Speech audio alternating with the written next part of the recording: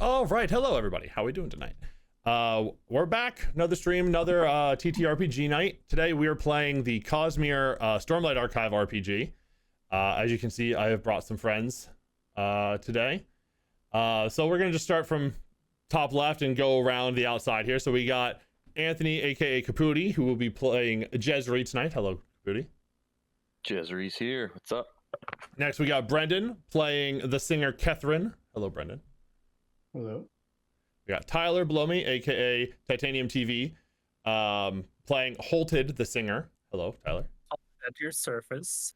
And then the bottom right, we've got my Cosmere expert, my phone a friend for when I forget things, Evan, playing Vazrmeb. Vazrmeb. And he's the only other one here who knows the lore of this place.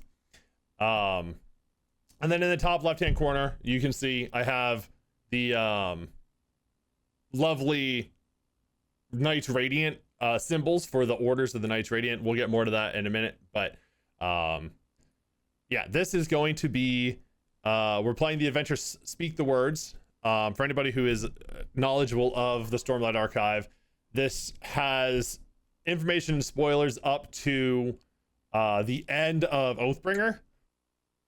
So if you care about spoilers and stuff, you might want, there's not gonna be too much that's spoiled, but some of the events in the world that have happened that might get talked about are relevant. And yeah, so this is going to be a nice little one shot, just playing through the RPG. I wanted to give it a shot, and oops, Discord went away. None of us have played this before. This is my first time running it, so it might be a little rough. I will try, and I've said this to all the players as well, to explain words and things that are specific to the world that may not be obvious, because there's going to be a lot of, you know, world building stuff that gets talked about. So we will get started. The basics to know is that this game takes place in the world of Roshar. It's a world where oaths and honor are very important and taken seriously, and in a lot of cases will grant powers and abilities to those who swear the oaths. The world is broken up into many different countries and a couple different well, I guess there's one continent, a bunch of different countries, a lot of different climates and peoples. And one of the main features of the world is that it is constantly bombarded by high storms and now the Everstorm, which are two different forces working against each other. High storms travel constantly around the world at a pretty regular pace. They provide power for a lot of the more magical elements of the world, and a lot of the world is built for withstanding high storms and, you know, people surviving them. The Everstorm is a newer development that is a little less predictable and a lot more devastating when it hits, because people have not had a chance to adapt to it yet. The two main forces that are fighting are the humans and the singers, or the listeners. There's, you know, a couple different factions of them, but we have a couple of both of those different groups on in the crew today, so we will get to see some interactions between them. The humans, there's a bunch of different cultures that they can come from, and then the singers are mainly one culture. They have like carapace skin, usually a mix of red, white, and black, marbling, as you can see in the pictures of our two singers here. And a lot of them will have facial hair or, you know, hair coming off their head that they braid with gemstones and things that hold stormlight, which is like the main power source that is granted by these high storms that power a lot of the devices and abilities of the people in this world. And with that, Evan, is there anything else important about Roshar that you think I should mention before we get going? I don't think anything up front. Okay, yeah, that sounds about right. I'm sure there will be stuff that comes, and there's gonna be some like blocks of text that I read for like exposition purposes. When I get to the end of them, I will go back through it and explain what some of the things mean just for more clarity. But yeah, so we will get started. So we're starting in Alethkar, one of the nations in Roshar, in and around the town of Karanak. So three of you, Holtid, Jezri, and Vazrmeb, have been either grew up in or arrived in and have been spending time in this town for a little while. It's a port town, very important strategically for the people of the Coalition, which is a group of nations that have kind of banded together to fight this greater evil that is called Odium, which is devastating the world and causing a lot of chaos as of late. And as you guys are here, you are all maybe kind of spread out a little bit, but you all know you've been helping the forces of a man called Jothid. And he is currently like the commander of the forces that are currently here. So currently, a gale of wind whips through the empty streets of Karanak, sending windspren dancing like blue streamers overhead. The three of you have gathered outside the city gates. A patchwork of rocky Krem Street floodplain stretches before you. Vast storm clouds creep across the sky and obscure the rising sun, casting the landscape into deepening shadows. Moments ago, General Jothid reported that a singer from behind enemy lines is heading for Karanak. Your mission is to find her and help her reach the city before the high storm hits. Ketherin, you have just escaped one of Odium's war camps. A menacing stormform regal is on your heels, barbed carapace cracking with red lightning. The regal is almost upon you, and so is the high storm.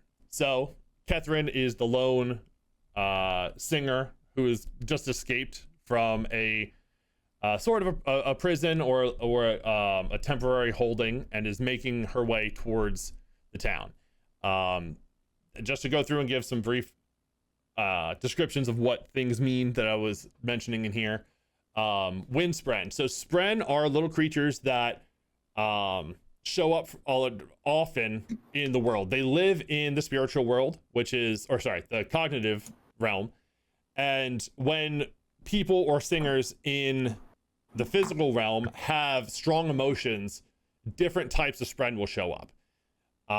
So you might see, and not just emotions, but like physical manifestations. So there's like anger spren and shock spren, and they all look different. So looking at somebody, if they're experiencing a strong emotion, like if they're very visibly angry, you will see a literal pool of like red blood appear at their feet.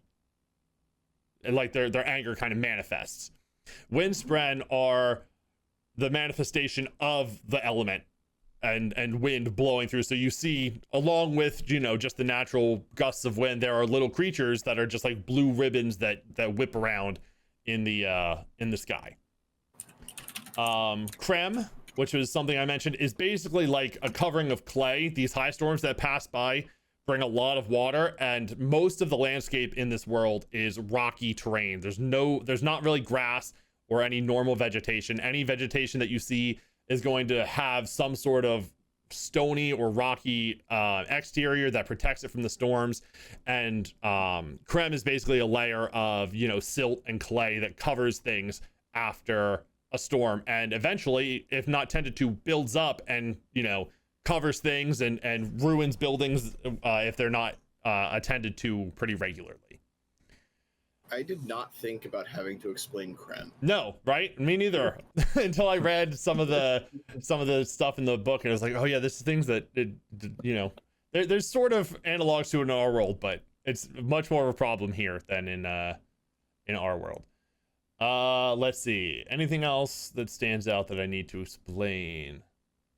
Odium, I kind of said already, but Odium is basically evil manifest. Anger and just odium, the quality odium kind of describes what this force is, and is the leader and commander sort of all of the enemy forces that the humans are fighting against, and some singers in this case. And then regals. So regals are a type of singer, but they're like a creature under odium that are elevated forms of singers where they have abilities. They're sort of like the singer equivalent of or the odium's equivalent of the Knights Radiant, where they have their own abilities and can, you know, call lightning from storms and things like that. So the one that's currently chasing Ketherin has this sort of same kind of carapace that Ketherin and Holtid have. It's just one of their many forms. Singers can change forms, as those of you who are playing them are aware of at this point. And it's sort of just another form that a singer can take. This one being in storm form specifically. It's kind of like if you could respec your stats once a week. Yeah, and yes, because singers can kind of do that to a certain extent. All right, so after all the exposition, any questions before we move on? And regals are influenced by odium? Yes, they were under the control of odium directly. Like, yes, he can. They have sort of their own will and they can move around stuff, but if he wants to or needs to, can take direct control of them. Think like Harbinger from Mass Effect, Caputi. Yeah. Assume direct control and you know, act out his will. Yep. All right. Got it. So yeah, that's where we stand. You three are at the gate, and we're informed of this rogue singer who has broken free of Odium's forces.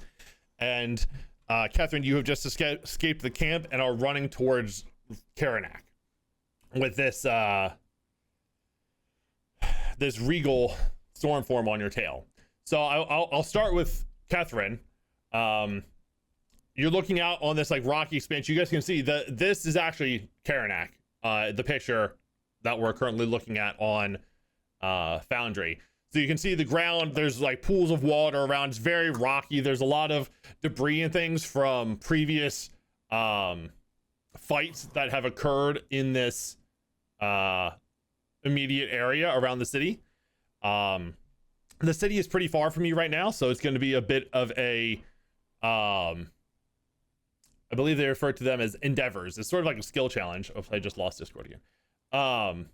So, you know, we're going to jump around and let everybody kind of say what they're doing, and you're going to get to make rolls to progress, and you're going to need to like succeed a certain amount of times before you fail. Because as you're running, you all know this because it's tracked pretty well. It's a side note for this world is that telling the future is looked down upon. The only form of like future telling that they're okay with is predicting these high storms and like knowing about when they're going to come. And you all know that a high storm is imminent. Okay.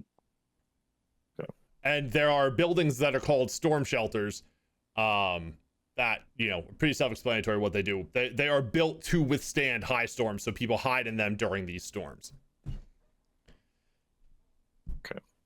So, Ketherin, what is your first move here? You're looking out over this rocky landscape, a lot of, you know, the direction of the city. You can kind of see it on the horizon. It's just, you know, a little bit of a run away.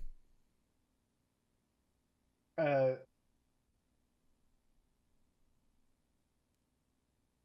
it's just this open land. I mean, I'm just gonna keep.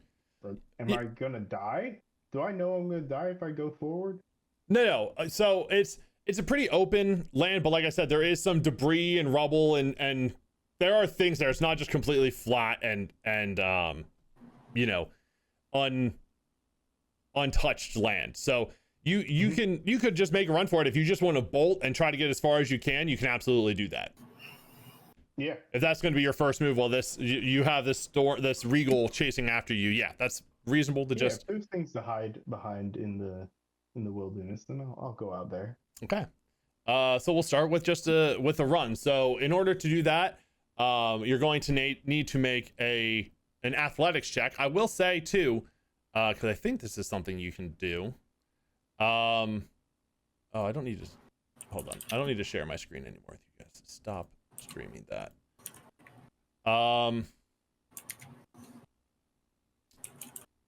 You do have an enhancement you can use if you would like to, just as a reminder, if you wanted to make that run. Yes, use the enhanced speed, you mean? Well, so this is going to be an athletics check, so it would actually be strength that you would want to enhance. Oh. Because you're going to be scrambling over the rubble and the rocks and climbing over things. It's not just like a flat out run.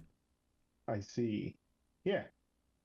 So, do I have to click anything for the enhanced? Yes. So if you go to your effects tab and go to enhanced speed, you can click the little toggle and it will automatically adjust your stats.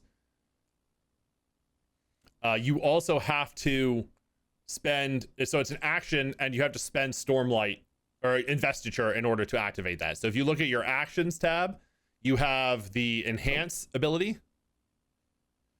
So it's an action and it costs you 1 Investiture. And then on subsequent turns, you can use a free action to keep it going. And just for a free action, spend another Investiture. But yeah, so I can... Oh, I do have to spend another Investiture to keep it up? Yes. Got it. But the costs are also a little like vary. If you're in combat, it's once per turn. If you're in an event like this, it'll be like, I mean, it'll still be once per turn, but the time frame is a little extended. So like your turn will be a couple minutes of running, but it'll only cost you 1 Investiture to do it. All right, so you can make an athletics check then. And for those of you watching, the checks in this are there's some differences, but it's very similar to something like D&D. Actually, and sorry, Brendan, before you roll, I will say that we're going to start by, this is a pretty, stressful and threatening situation. The music might say otherwise right now because it's a little calm, but I'm going to say raise the stakes on this roll. So what that means is there should be when you click the athletics check on your character sheet, there should be a box to check to raise the stakes. Yes. So that will add what is called the plot die. And there can be different consequences and opportunities that happen depending on what you roll with the plot die. I can just hit roll though, and they'll do both. Yep. Work. Oh God. No. What a start. Oh, no. First roll of the night. A natural 1 and a consequence on the roll, huh? Okay. So, man, what a great start. So you start running and you get over a couple of the rocks and get to one and you slip. The rocks are slick because while the high storm hasn't passed yet, it's still drizzling and light rain. It's very often at least a light rain happening in a lot of the time here. And these rocks are slick. You've been kind of locked up for a little while, so you're not in the best condition. So you go and after a couple of jumps, you lose your stride and you slip and fall. I will say that one of the complications it recommends here is, yes, hello Sally, I Bridge 4 indeed. I will say with 2 complications, because the way this works is natural 1s automatically give you a consequence. So you technically got 2 consequences. So the one consequence it recommends here gives you a chance to dodge some damage. I'm going to say since you rolled 2, you don't get to dodge this damage. It's just going to happen to you. So, and also, if you look at your roll, just to explain this a little bit, the plot die, you rolled the symbol that has the consequence with the 2 in the middle. What that means is if you hadn't rolled a natural 1, you would have gotten an additional +2 to your roll as well. So that's why with a 1 and your +6, you still got a 9 because it gives you a consequence, but you'll get either a +2 or a +4 on top of that.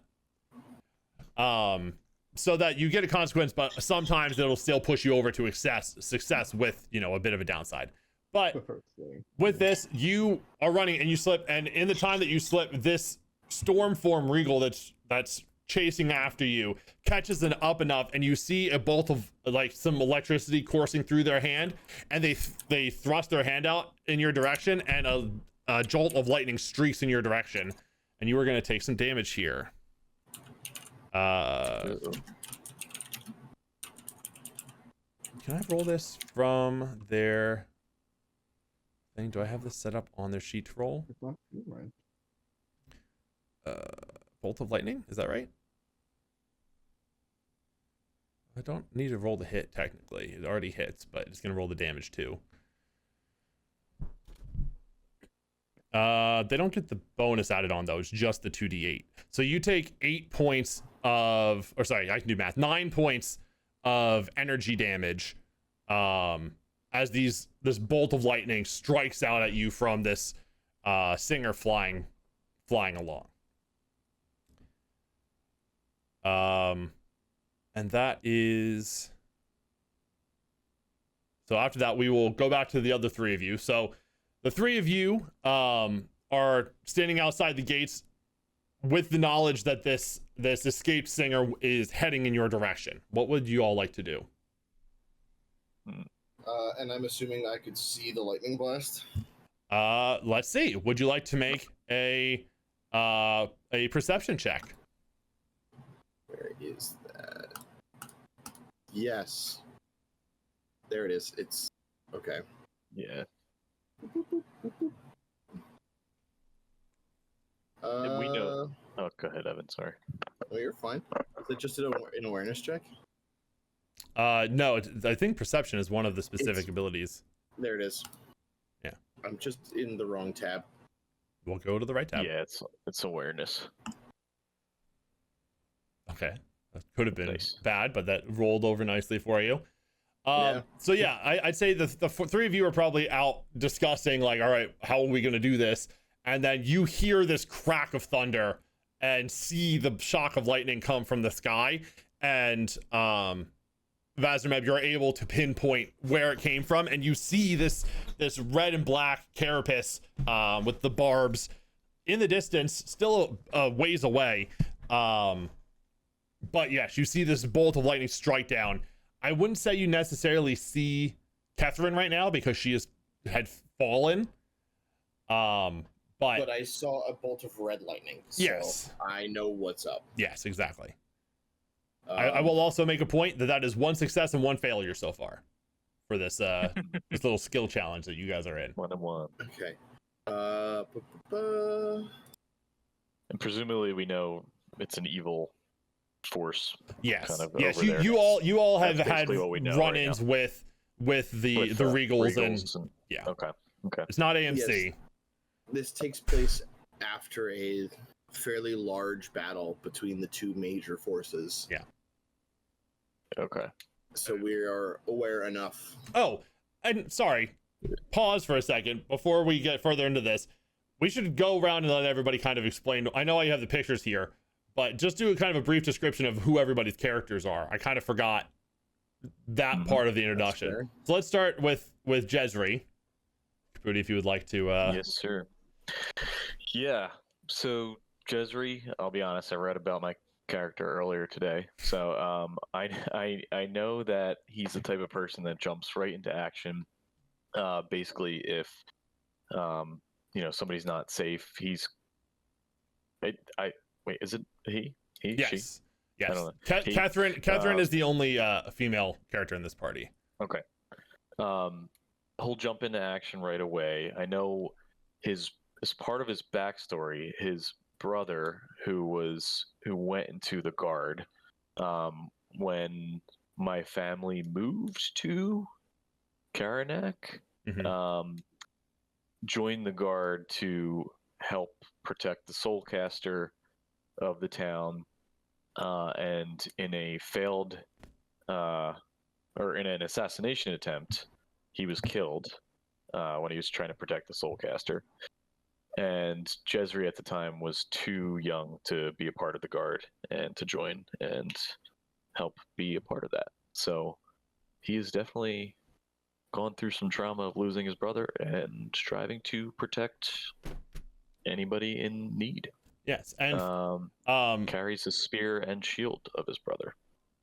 and I will say, as those others can't often see her, but if you have the right sight or she deems it you honorable enough to see her, you would see a little blue, similar to the windspren that are flying around, a little blue woman that kind of flits around and sometimes will like land on Jezri's shoulder, and that is Vathira, who also known as Vey, who is an honor spren that has bonded and is on the way to helping Jezri on the route to being a Knight Radiant. So what is your class and your path and your Radiant Yes. order? So I am a Windrunner, and I guess Knight Radiant. So I do have. I don't know if you want us to say our abilities or not. No, that's okay. at this point in Just the and then the warrior would be your heroic path, and then the Windrunner is your Radiant path. my Radiant path. All right. So that is me. And Ketherin, would you like to go next? Yes, I'm Ketherin. I was a slave most of my life. And then I believe I escaped, which is happening. It's kind of weird. The backstory kind of feels like it goes past this part, but Yeah, so I will.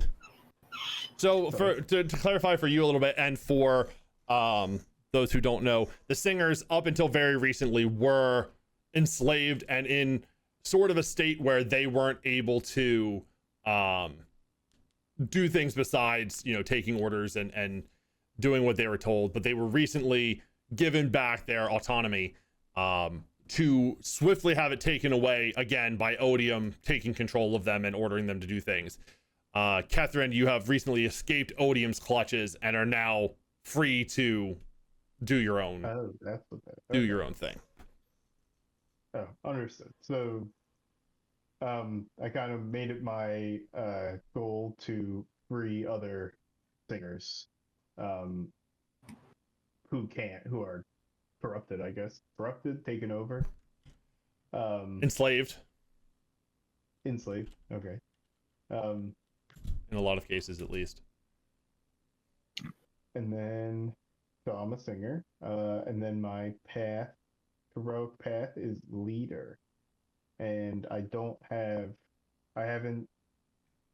know what it's called, but I haven't gotten my radiant abilities yet. Yeah, you haven't said the first ideal. Is the wording for it? Speaking the words, aka the name of the adventure. Speak the words. And Ketherin is a will shaper, is her radiant order. And similar to Jezri with no, it's not. No. She's an elf. Yeah, Else color, yeah. Okay. Similar to Jezri's honor spren, Ketherin has a spren of her own that circles around her. Hers, unlike Jezri's, does not look like a humanoid. It takes the form of like a mote of light that kind of floats around and sometimes will like be absorbed in you and like kind of share a space with you. And yours is named Cadence. And like you as a singer, which we discussed before playing in here, Cadence is also connected to these rhythms, so will also like pulse and hum to similar rhythms as the singers do. All right, Holtid. Hello, I am Holtid.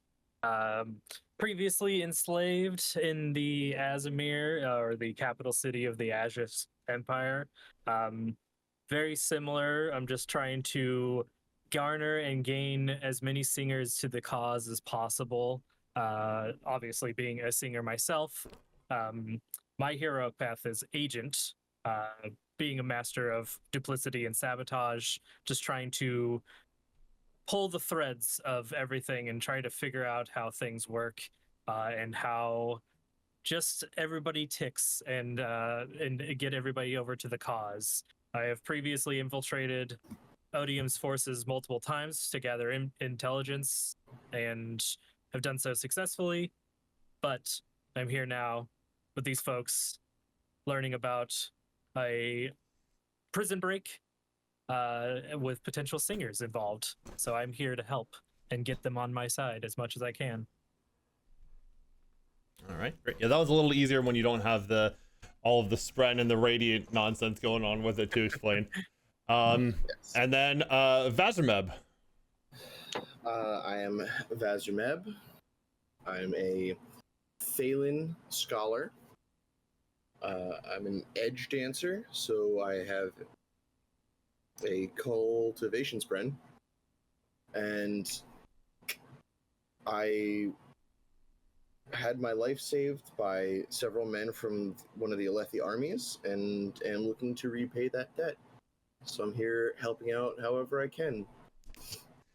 And unlike the other two Spren, what's your Spren's name, Evan? Tiff. Tiff? Tiff. Okay. The cultivation Spren is like a mass of vines and like moss and greenery that kind of doesn't float around in the air like everybody else. I believe they have to stay in contact with the ground, and they kind of, or it with like a solid surface usually. They don't really float around. But yeah, so in the top left, the three different symbols, we have Edge Dancer, Will Caller, and Wind Runner from left to right. That's the white, purple, and blue symbols are those radiant orders. So because I forgot to the introductions, I just wanted to take care of that. And with that, we will jump back into the action. Ketherin recovering from her fall, and Vazrmeb just noticing a bit of a blast in the near distance.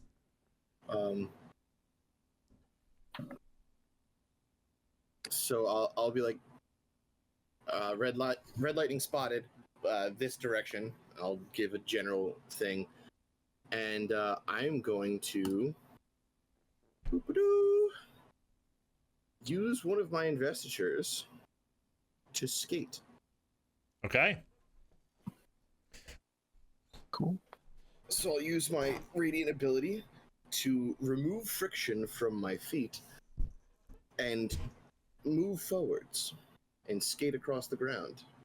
All right. So yeah, those of you who have seen this before, obviously Jezri, you've seen it because you can do it too. Holtid, you probably would have seen, like, there's Knights Radiant around fairly often at this point, so you've probably been aware of it with your kind of skulking and stuff that you do, and just being where, you know, the action is happening.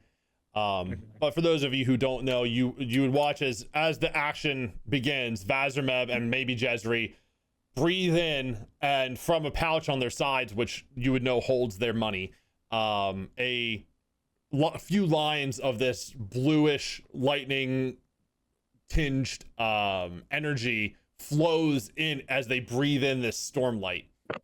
And they both, or at least Vazrmeb, takes on the same glow that the light had, sort of surrounds him, and anytime he speaks, little puffs of this energy escape from him. It's often described as looking like steam or mist with a soft glow to it. Yep. As he kind of paints his feet with this energy and skates off as if he's on ice. Holtid, You said I have this ability too? well, you have the ability to breathe in the stormlight and do like the enhancing that Ketherin did. You don't have the skating abilities. Okay. Got it. You don't have any other abilities yet. Okay. Yeah, and I'm gonna dash out to the fray. All right, so you start making your way out. Holtid and Jezri, what would you guys like to do? Can I look around to see if there's any sort of shelter from the storm, whether it be a rock or some sort of like thing that we can get cover under? Sure, I would say you can make a survival check for that. Can't we survive in them? 8 I would say so. There are a couple of places for cover, but they're sort of further off to the side and not in any place that's convenient for you to get to right now. Okay. From the distance Okay. you're at.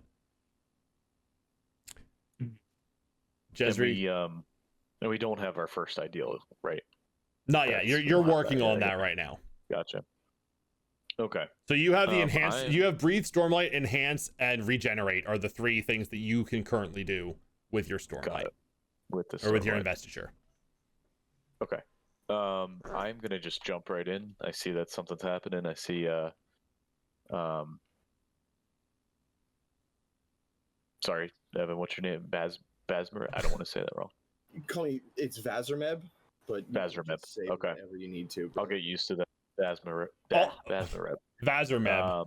Also, it's important to note that Vazrmeb has gloriously long white eyebrows. It's a defining feature of the Thalen people. Vazrmeb. Oh yes.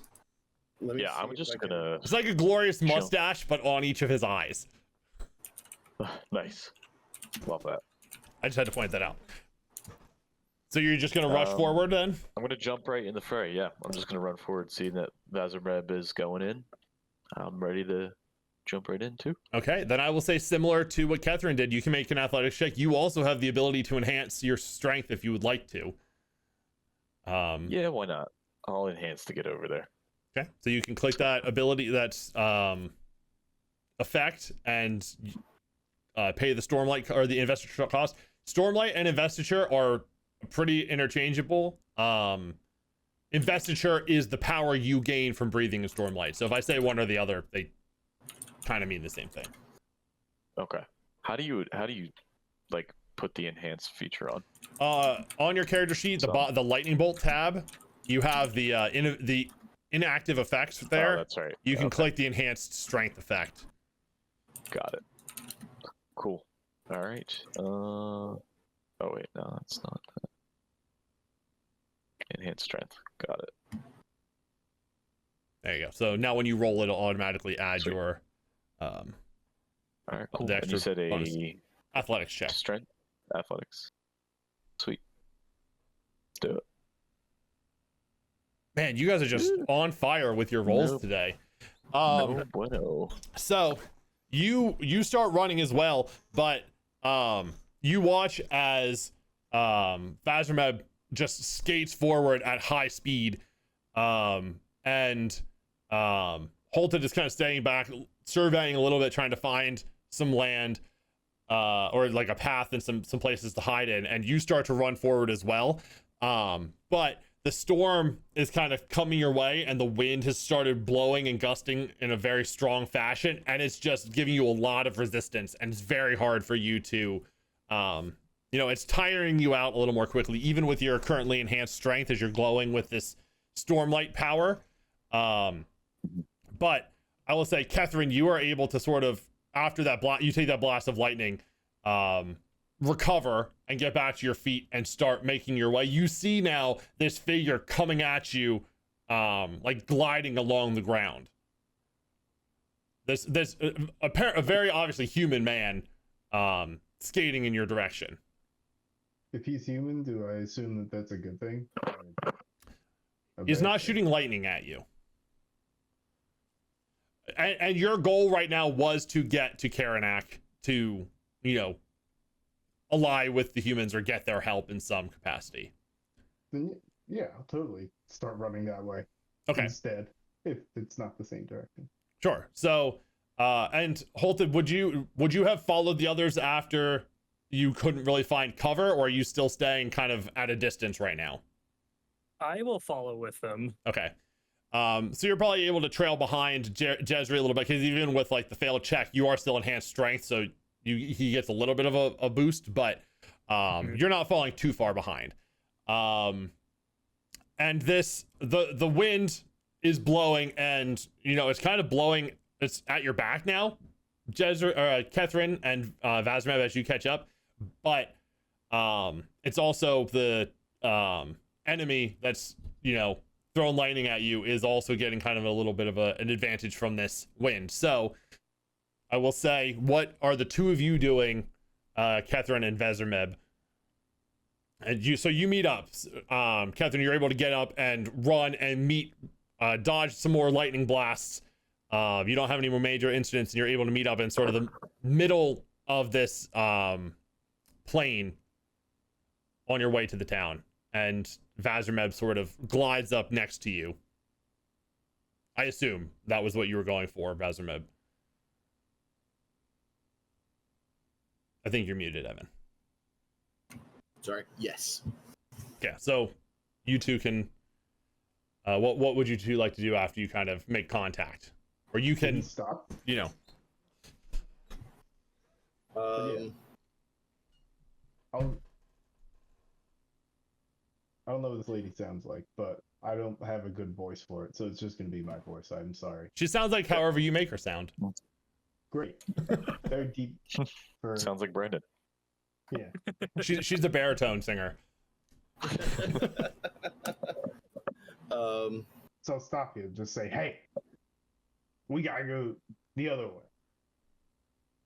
I'm like trying to push you forward, like, let's go. And you push him and he slides like along the ground. Like I know like the right, like I know how it works. So yeah. Can I just like hop on? And like slide with him. Can I just like push him and use him as skates? I mean, I would say if Vazrmeb allows this, you can Absolutely. Okay, so what I'm gonna say here then is because there is like the aid action is one of the things you can do. So let's see, how does that work exactly? It's a reaction, but this isn't in combat, so it's not really super relevant.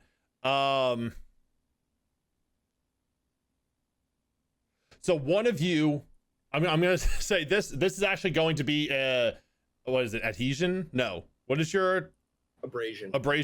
This is going to be an abrasion skill check for our edge dancer friend, but Ketherin, I will say, if you want to spend a focus, you can aid him and give him advantage on this check. Ah, sick. Yeah. So aid is a reaction you can take in combat, but it's also just a thing that you can do. It's like the help action, but you have to spend focus in order to execute it. Great. Okay. And I can help by just hanging on. Well, I was gonna say, like, what are you doing to help in this situation? How do you envision Ketherin helping as Vazrmeb just kind of skating along? I'm just gonna bear hug him as tight as I can. Perfect. We're going penguin sledding, my dude. Yeah, I was gonna say you can use your momentum, jump on, and just jump together. Yeah. Yep, that works. Ride me like a surfboard, and you're gonna help push us along. Ketherin, I am gonna say that this is, or not Ketherin, Vazrmeb. Again, this Regal is still chasing you, so I'm gonna say this is another high stakes roll. So will you raise the stakes on that roll for me, please? Is that the dice with the plus arrow? No, that's advantage. That's advantage. There should be a check. Yes, there should be a checkbox that says raise the stakes with a little checkbox next to it. And now there's a plot die available there. Yes. Awesome. Which like technically you can use advantage on the plot die if you want to, but you have one advantage and you can choose which die to apply it to. I think it's better for me to pass the skill test. Yes, correct. Yes. Okay. Cool. We're learning. Oh yeah, that's fine. All right. I think I did this right. More. Okay. Nice. So you got a 29 or 27 because you got an extra +4 from the plot die, which was not necessary, and it gives you a complication as well. Oh my god. So okay. You succeed. So you guys, Jezri and Holtid, you're running to catch up as you see Vazrmeb skating with this red carapace singer, kind of arms wrapped around Vazrmeb as he's skating along and like jumping over these rocks and debris and rubble and stuff like that. And we're going to say, I mean, similar thing again. This actually, let me see. There's some suggestions for what to use complications and things for. Let me just see what other suggestions they have. If not, I might just throw some more lightning at you. Okay. Oh, let's see. Come on, where is?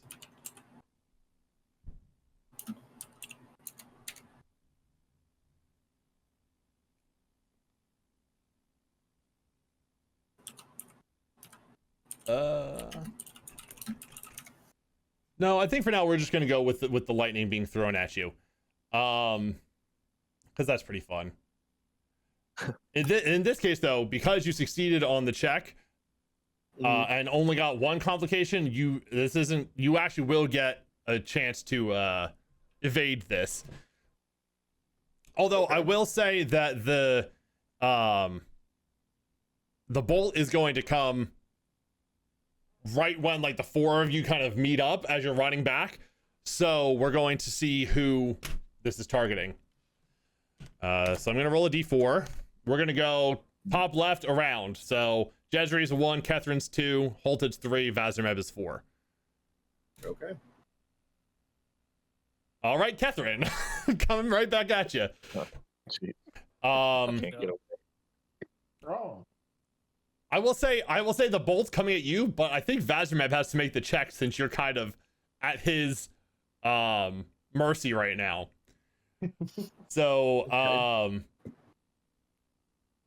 Vazrmeb, I would like you to make an agility check, please, to dodge. See if you can dodge this lightning bolt. You hear the crackling.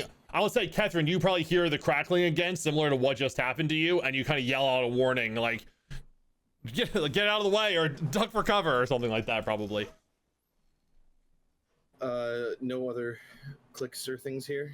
Nope, just an agility. Unless you have anything to enhance your abilities, but... I don't... Does your abrasion give you anything for this kind of check? Probably not. I gotta...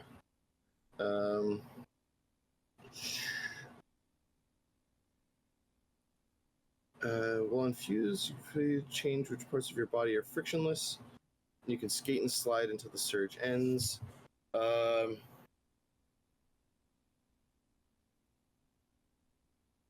I can move the abrasion around my body and like jump around, but nothing. No, it's not like I don't get the bonus for like squeezing through spaces or anything. Well, I will That's what you're say asking. there is another action called gain advantage, where you can make a check. I believe you make a check based on what you want to do. Like if you have a way to give yourself some extra evasiveness, you can gain advantage on this. Although that technically is not, I guess that's not supposed to be for like a reactionary thing. So in this case, I don't think that would actually work. Never mind, I take that back. So yeah, it's just an agility roll. But keep that in mind when you guys are like in combat and stuff. You can gain advantage for yourself with one of your actions. 22. All right, so yeah, with Ketherin's warning, you're able to maybe you mentioned penguin sledding. I imagine changing the abrasion to your stomach and like just diving and sliding on your belly. That's the same thought I was having. Okay, good. So you managed to like fall flat and the lightning strikes over you and strikes off to the side and you're able to slide under it. I will say at this point you and Ketherin probably separate, but you are all free to continue running at this point. But this thing is still chasing you, so I don't know if any of you have anything you want to do to like deter the Regal, or if are you just going to keep running? And if so, who's going to head the navigation back to the city? Well, I'm not stopping. Sure. So I'm just going to keep sprinting in that direction now. Okay. Well, then I think Is everybody kind of staggered at this point? Like nobody's like grouped together, but you're all close enough that you can like communicate and talk if you want to sort of strategize a little bit here. I have no means to fight that person as I'm sprinting away. That's entirely fair.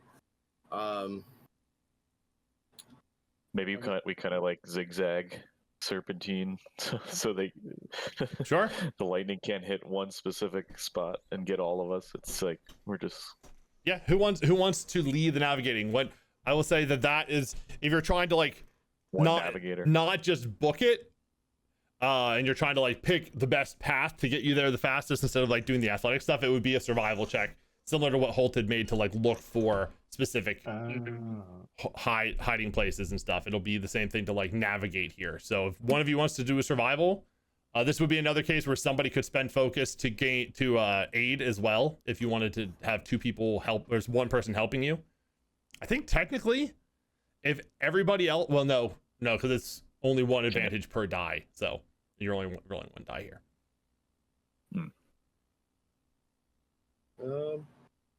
I'll take the charge. I'll lead the charge. Okay, sounds good.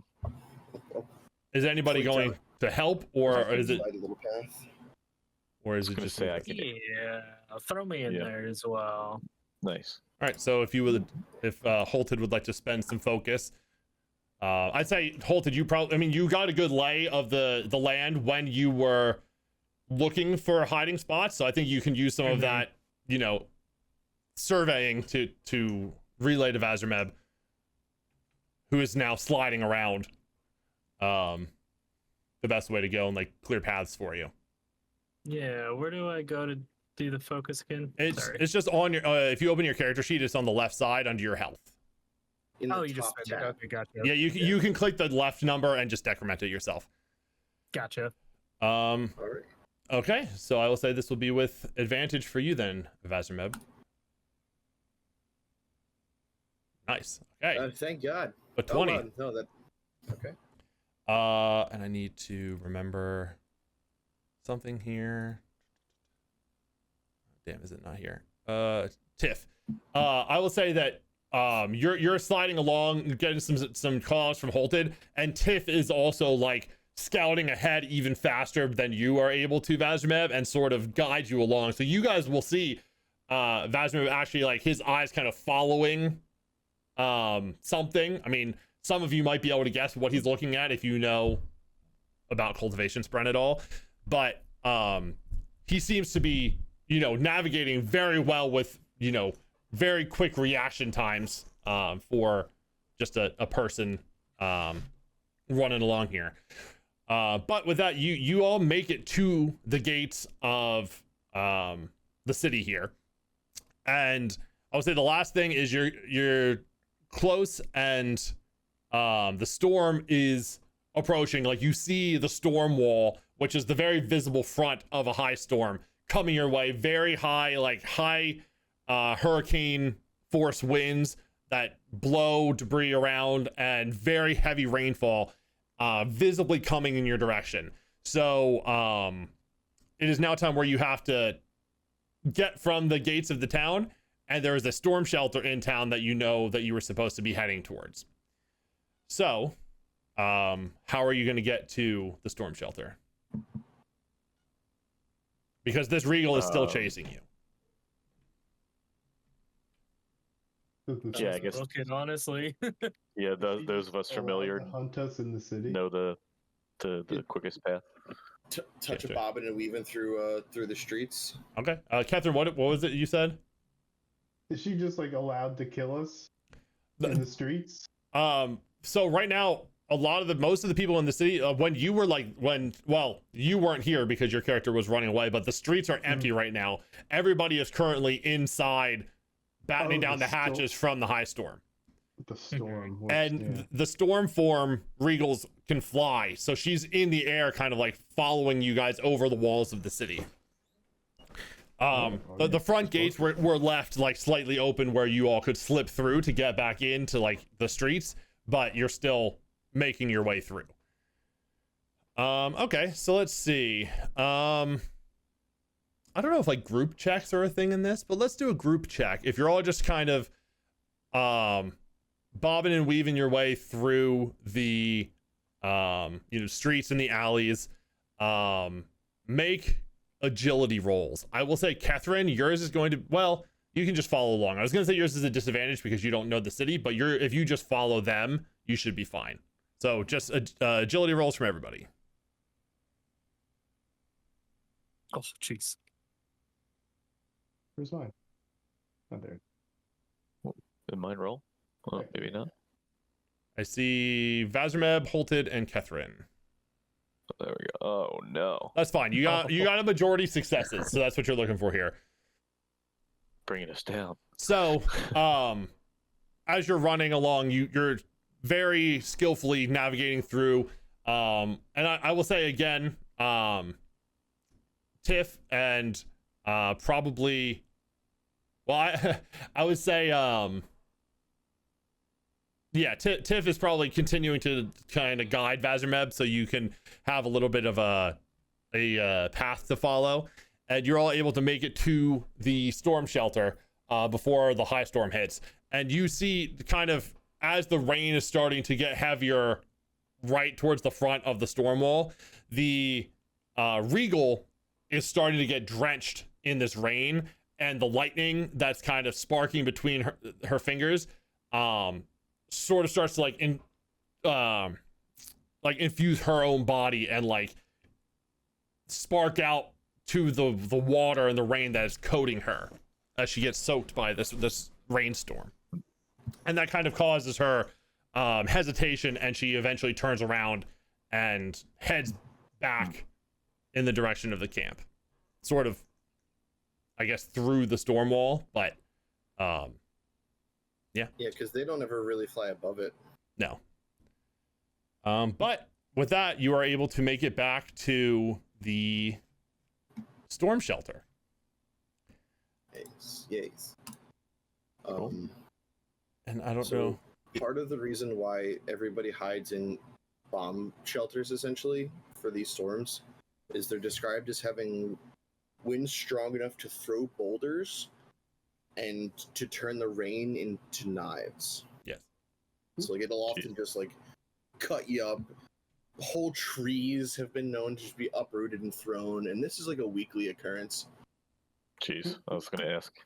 Yeah, how often is this happening? Yeah, it And happens very regularly. That's why everything adapted to be more rocky. Mm-hmm. Yeah, like one of the or not one of the like main pack animals that are used for like transporting goods and things are called chulls, and they're basically giant crabs with rock shells. And are used and are able to withstand these high storm winds and things like that. But Okay. as you all get into the storm shelter, a few minutes after you enter, you hear the storm wall hit, and the thunder and lightning is going crazy outside. You hear these high force winds, and the rain pelting the sides of the shelter as you are all in safely. I think, is it east to west that it moves, Evan? It's either east to west or west to east. And so it's east to west because Shinovar's in the west. And so all the buildings in most of the world, the eastern side of the buildings are solid stone, while the western side is the only side that has like windows or any sort of like decorations or anything like that, because it doesn't get as hit by the storm wall. And they're often slanted into it to have the wind like break around it. Right. Do we know why that is? Is that why that's winds are moving east to west in that direction? Something specifically doing that? No. And Okay. The way it is. there are theories. Okay. There's a point in the world theorized as the origin, which is where people believe that the storm originates, which is in the middle of the ocean to the east, and it starts there and makes its way westward across the continent. But there's no solid answer to where they come from. Proven. Okay. Yeah. And it's honestly annoyingly not discussed enough. Yeah. In my opinion. Yeah. Like, I know Dalinar's busy, but come on, man. What are you doing? But you all arrive in the storm shelter. Catch your breath. You all are together in not in a life-threatening scenario for right now. And I will say, probably as you guys start to catch your breaths and calm down, Jezri, I need to remember names, Vey kind of alights on your shoulder. Oh, well, that was a successful rescue mission. Jezri will be like I'll be like visibly frustrated, like knowing how I ran to and fro and like like does she also react with my emotions? Sometimes you don't necessarily Or at this point in your connection have like any sort of telepathic connection or shared emotions, but that's something that can develop eventually is sort of a closer connection. But right now you two have been together for a little while, probably around since you picked up the spear and shield. Okay. Okay. And yeah, they will often share your emotions, and that's why you'll form the bond with them. Yeah. Okay. Like she feels the same way about things as you do. Yeah. But not necessarily exactly exactly the same emotions. But she'll kind of see your frustration. It wasn't fully our doing that succeeded, but at least the group as a whole was able to save at least this one life so far. You're right. That's all that matters. We're growing and improving our powers. It's all that we can ask for right now. And I would say probably, and I need to remind myself of these as well.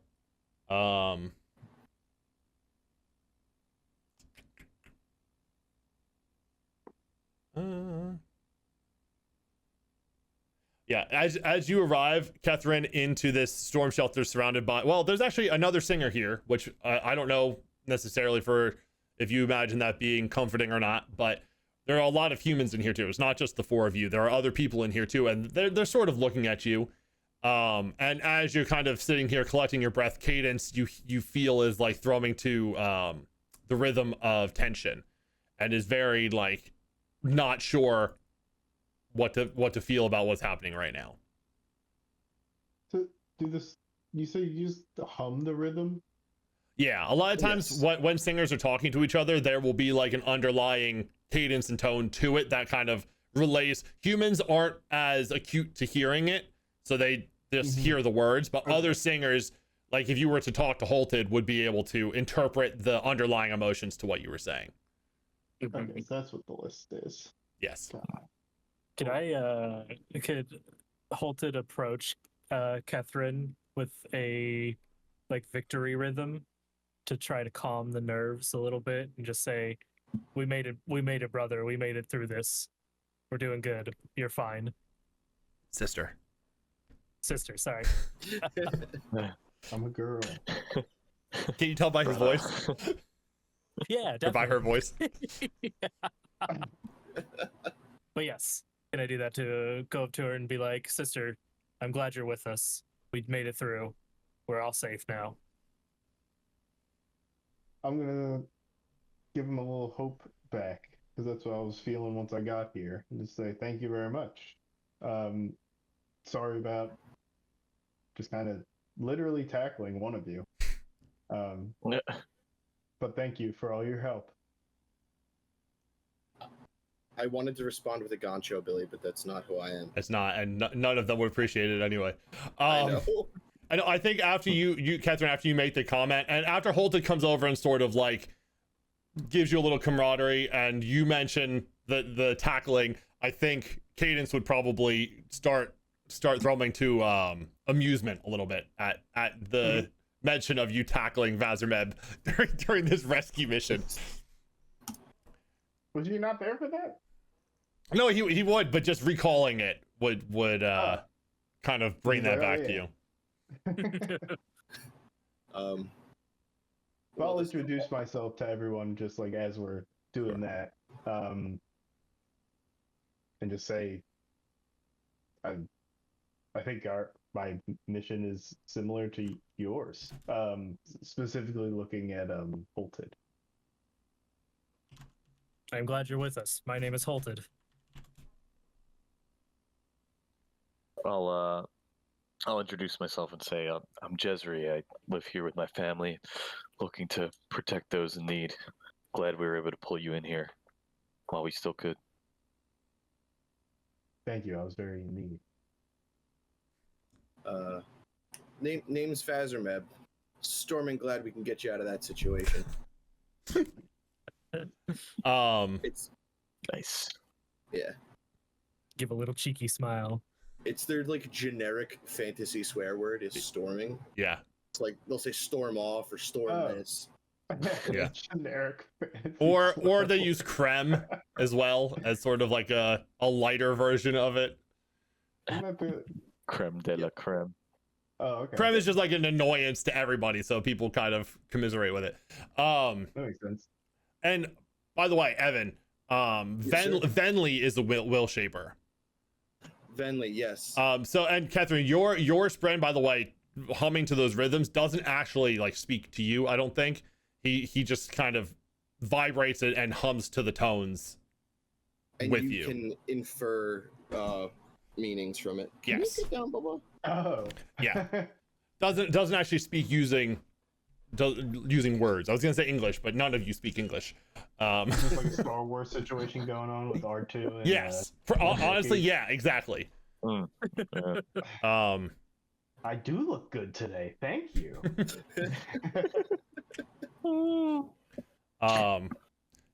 And as you all kind of finish your introductions and sort of relax after the drastic entrance you had, everybody sort of stops looking in your direction and kind of goes back to their own thing. The storm shelter is large because a lot of people have to be housed here in times of storms. I also assume me and Jezri still had a bit of a faint glow to us. Yes, that's true. And Ketherin would have as well because she was also enhanced. Oh, yes. So And yeah, I know they should understand that at this point. Yes, The people. all three of you were alight with Stormlight as you entered here. So there is a little bit of talk about that, but eventually it wears off and the shimmering, the steam around you dissipates. Come on, buddy. But eventually, unless you guys had anything else specific you wanted to discuss immediately after in like the first 10 minutes of your arrival here. I just want to look around, honestly. Sure. Yeah, make a perception roll. Yeah, I want to see who's in here, what they doing.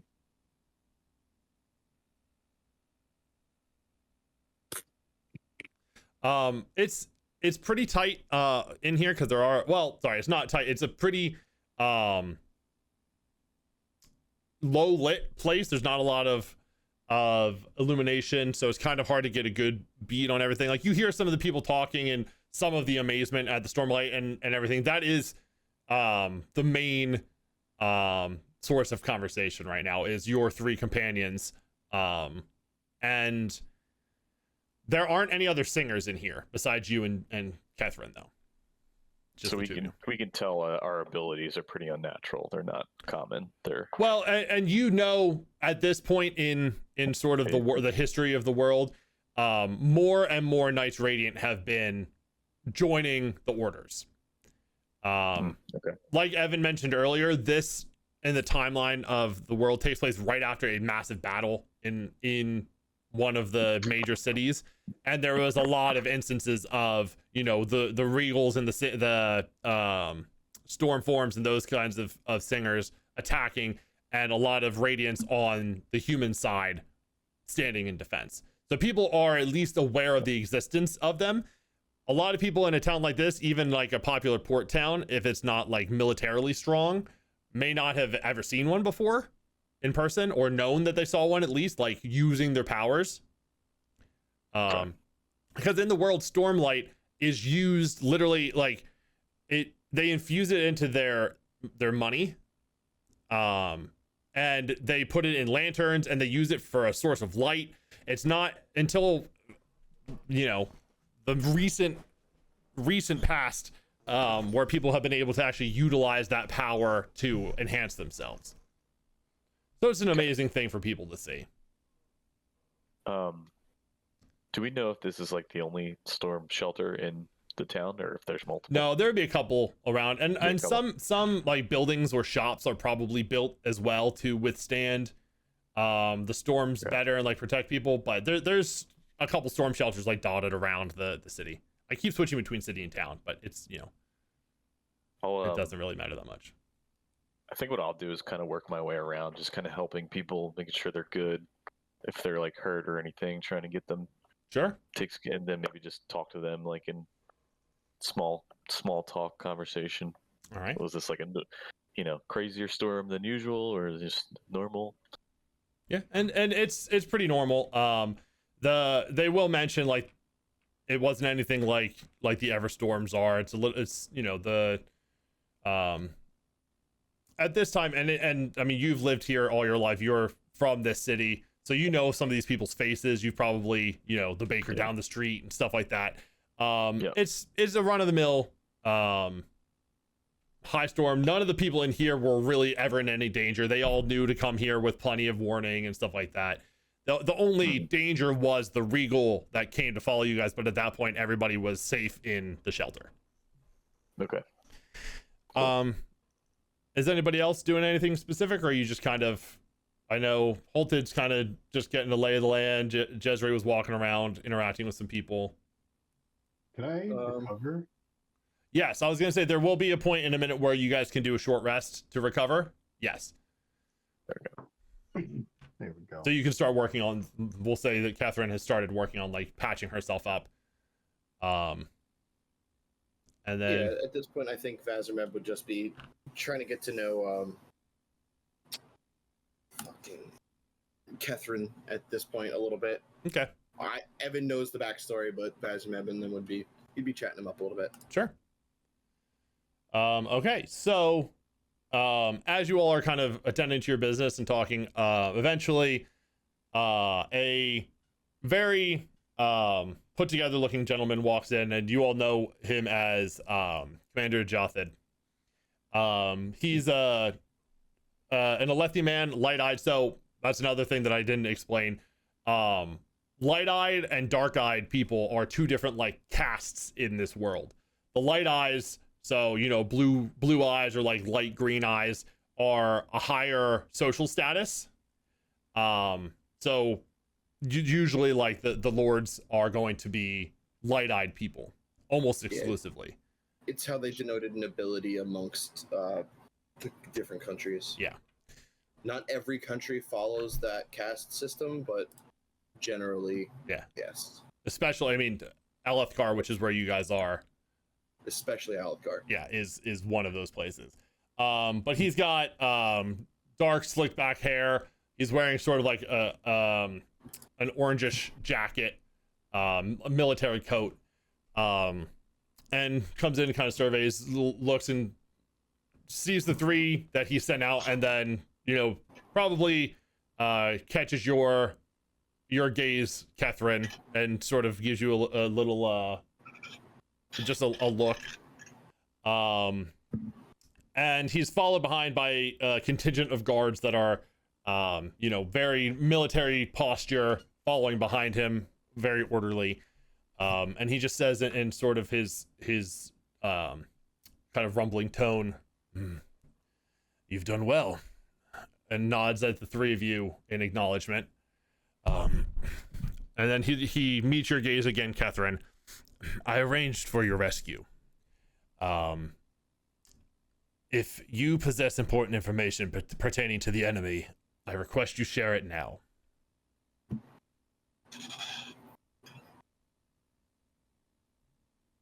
Do it. What'd you say? I said shit.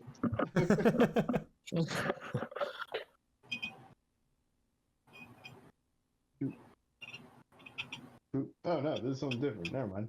I have no idea what you're talking about, man. He's basically asking about the conditions that you escaped from. Oh, just the Sorry. I thought he meant like if I had like their war plans or something. No, just like what you're coming from, what is like where you were. Why did you leave? I think. Well, I was a slave, so I mean, I wanted to get out of those conditions. Are there others where you came from? Others like you that were enslaved and locked away. Yes, but I got lucky getting out. I did what I sent you earlier today, Brendan, was sort of the type of stuff he's looking for, by the way. Oh, sorry. No, it's okay. That's all I was looking for.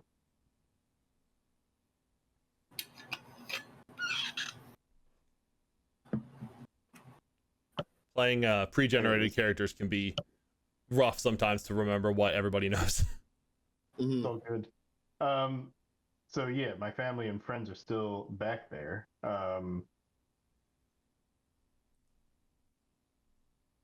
It just says I escaped, so I have no idea how I got out. That's what I mean. I just got lucky. Yeah, I mean that's fair. Knowing about the other singers that are locked up is sort of what he was trying to get at. Well, And they're not too keen on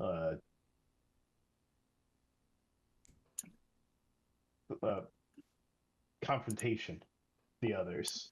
So it's not like they would go willingly, unfortunately. Easily.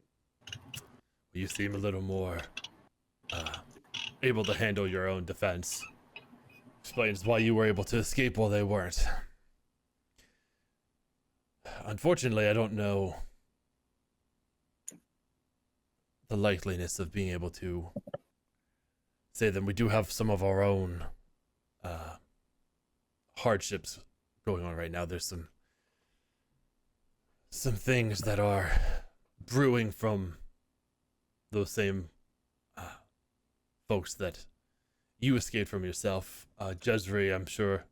I mean, I don't know. Would you like to explain the other situation we find ourselves in? Well, I also sent you information earlier. It's the information that I sent you about the Soulcaster. Yes. Sorry about that. I just didn't remember. Just that Tira's in danger. Yeah, and kind of explain. Yes. Yep. Yes. We did. And I'm assuming Gothard's kind of. Is he? What's his position again? Is he the commander of The guy you're talking to right now? guard? Yes. He's the general. General. Okay. Yes, General. Just as we expected, the Regal that was following was the one I think we could suspect to have wanting to killed and attacked Tira. So confirmed that she is indeed in danger. Okay, Yes. this could lead to be the start of something bigger behind Odium's forces. Yes, so as you can see, we have our a very important resource to us is in danger that needs to be protected. And for those of you who aren't from here, maybe specifically, Tira is her name, and they called her a Soulcaster. Soulcaster is two things. It is a device and the person who wields the device. There are many different types of Soulcasters that can be used to transmute certain items into other items. This specific Soulcaster, they can turn stone into food. So she is the one that provides the food for the city, at least in part.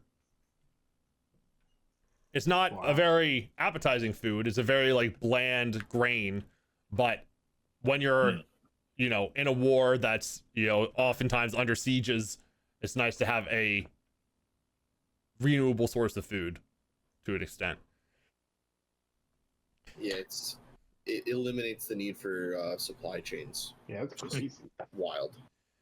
So while I see how freeing your people could be advantageous to us in a way, I don't know how much we can count on them to provide us with aid should we rescue them. I will leave it up to you three, and now I suppose you as well, our new singer ally to decide which of these routes you think you should take. I have a contingent of guards that I can send either to protect Tira if you decide to go after these imprisoned singers, or if you choose to help protect Tira, I can send a group to go help bring your friends and family back. I'm not sure how successful they would be at combating or convincing your people to accompany them, but I will send somebody if you do not go yourselves.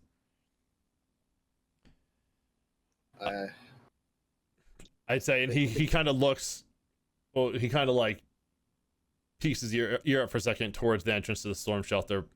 Looks, I say we probably have about 30 minutes left before you need to have a decision made and we can head back outside. I will leave it to you to discuss and decide, but I'm going to need an answer by the time this storm passes. Yeah. Where is Tira? In town. She's here in Her here. Yes. The intel that Jezri has is that that Regal that was chasing you they is going to be sent along with presumably others to try to take out the Soulcaster or steal the device at the very least. So I just don't want to interact with that person again. With The The Regal. Yeah. So I'm partial to going to save my friends and family. I mean, this. yeah, But and I was thinking oh. it makes more sense for us to go there rather than be posted as guards. I think. Yeah. There's Yeah. in the ever chance that there are more singers out there, I want to go save them, so I'm all for coming with to save our friends and family. Yeah. You know, should be I'm easy ready to to convince. yeah, I'm ready to jump in, and I'm like, you know, this could be an opportunity for me to figure out a little bit more on their plans to try to kill or hurt or steal the device or hurt Tira. Yeah. Okay. Perfect. Cool. So it sounds like Whatever you guys will are aid- pretty decided then. All right. So this time that you're discussing, I will say will count as a short rest. So the way that works, I think Ketherin is the only one that has taken any damage so far. But during a short rest, you can roll your recovery die, and you can use that, whatever you roll, to regain hit points or focus. So if you roll a 5, you can regain 3 health and 2 focus, or you could do 5 focus. If you don't need it, you can use your recovery die, or you can use your short rest recovery to help somebody else regenerate more too. So the way that works is, like, say Holtid was at full health and full focus and didn't need to heal himself, you could use your short rest and then you add your medicine skill to their recovery die roll. Okay. Sick. The normal dice. And you could apply it across anything, so like focus or investiture. Well, your investiture, when you have like downtime, as long as you have the spheres to supply yourself with Stormlight, you regain your investiture fully. Okay. And it's also assumed at the start of combat that you use like the moment before combat to breathe in Stormlight so that you're ready to use your abilities should you need to. Okay. It's just sort of an assumed action that you take, as long as you're not surprised. If you're surprised in combat, then you have to use the action to breathe in Stormlight. Okay. So yeah, it looks like I have an extra 2 there if anybody needs it. So you don't need to heal or anything. No. So you wouldn't add your die roll. Whatever your medicine skill is, you can add to one person's Got it. thing. And I think actually when you take, so there's a button on your character sheet to the top right of your image with the fork and knife. Yep. There's a short rest. You can, if you click on that, it prompts you and you can say, Oh, tended to. oh, why does it only say Holtid contend? I was just about to ask what that was because it only said Tended to, Yeah, Holtid. what? That's really weird. Yeah, I don't know why that's the case. That's fine. What is your medicine skill, Jezri? It's a +1. Okay, so you can give somebody else a +1 to their whatever their roll was. Sure, whoever needs it, if it's Holtid, I guess. Or Ketherin. Me. Yeah, I'll take that. Yep. I'll take that focus point. Back, baby. Yep. Yeah, I'll need to figure out why Holtid's the only one showing up there. That's odd. Okay, so as long as you're all rested up then. The storm begins to subside and Jothid will come over. Have you made your decision? Which course of action you plan on taking?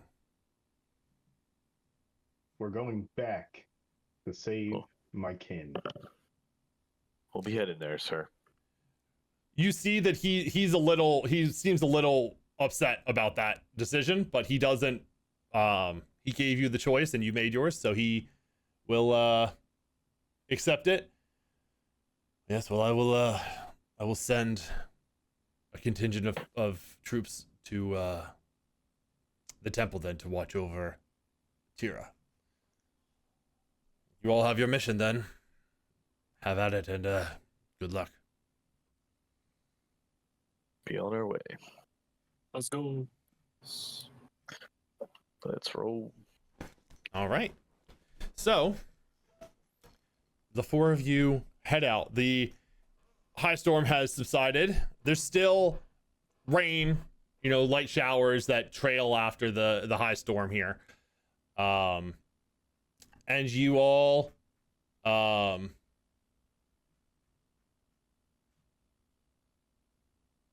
break off from the city. And you arrive at the southern end of an enemy camp. I will show you that camp here. Ooh, the rain effect. It's cool, right? I figured out accidentally that I could do that. The southern end of the enemy camp. Behind you, a relentless tide of warformed singers advance on Karanak. Archers from both sides launch volleys of arrows. Red lightning flashes sporadically across the battlefield as storm-formed shock troops lead the fight. The camp, however, is quiet, disturbed only by the muted din of distant battle. A semicircle of tents surrounds a crackling campfire. Huddled to the east is the windowless storm shelter, gray and squat, an iron lock sealing the heavy stone door. Ketherin's kin are inside, and you are their only hope. So you all are coming in from the south. Let me put you all on the map. We got Holtid. I'm going to say probably coming from like here. So we got Holtid, we got Jezri, we got Ketherin, and we got Vazrmeb. Vazrmeb. Let's go. So yeah, you approach here. You see a couple of flame spren jumping around inside the fire. It's not super bright, as the rain is sort of dampening it a little bit, so the spren are sort of lazily moving around the fire, but it's still burning slightly. What is your hold on, sorry, I'm trying to make sure OBS is looking okay. All right. Yeah. What is your your move as you approach here, Ketherin? This is where the bunker to the right, to the east of this camp, is where you were held and where you know your family to be. Or I currently. just escaped from, yeah. Yeah. Um, are there usually people here, guards here? Like, is this odd? I mean, there were guards here when you left. There is a battle currently going on, so it could just be that they're all participating in the fight. If you want to have a look around, you can do that. I'm gonna just open the door. Okay. Go straight to the door. You run straight to the door. All right. Let me see something here.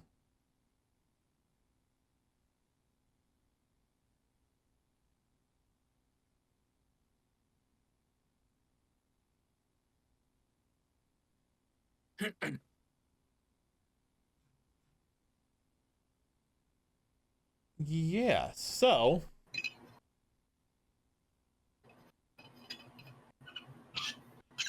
as you know, without heeding any possible dangers or anything, you see this bunker where your friends are kept and are currently set as prisoners, and you just feel this urge to run up and do whatever you can to free them. As you approach and grab the lock, this is a heavy lock. It would take more than your skill with, you know, you don't even have tools for like lock picking or anything like that. And as you are holding this and thinking, you hear, or you feel cadence beating in your chest to, let's say, resolve, the rhythm of resolve, just encouraging you, like, put your mind to this and we can do it. And you get this feeling, and just without even thinking, these words come to your head, and you feel this impulse to speak these words. Life before death, strength before weakness, and journey before destination. As Ketherin says the word journey, the stone around the door begins to glow. Ketherin, you become empowered as you hear a voice. All four of you hear, "These words are accepted," as Ketherin bursts with light. And you gain the empowered condition for this whole combat as this door light starts to glow, and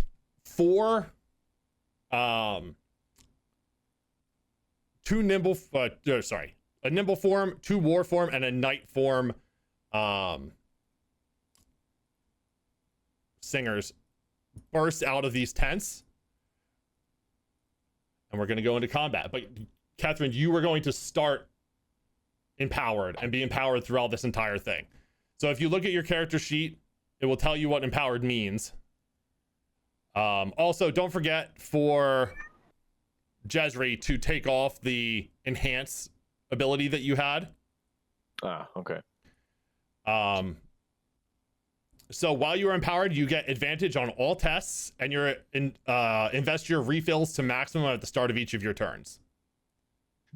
Awesome. You also, as you have fulfilled your goal of speaking the first ideal, I just clicked the last bubble for you. It has added your transportation and cohesion surges to your character sheet. Ooh. So you have access to those as well. Cohesion is what is currently causing the stone to glow, if you wanted to look more closely at that.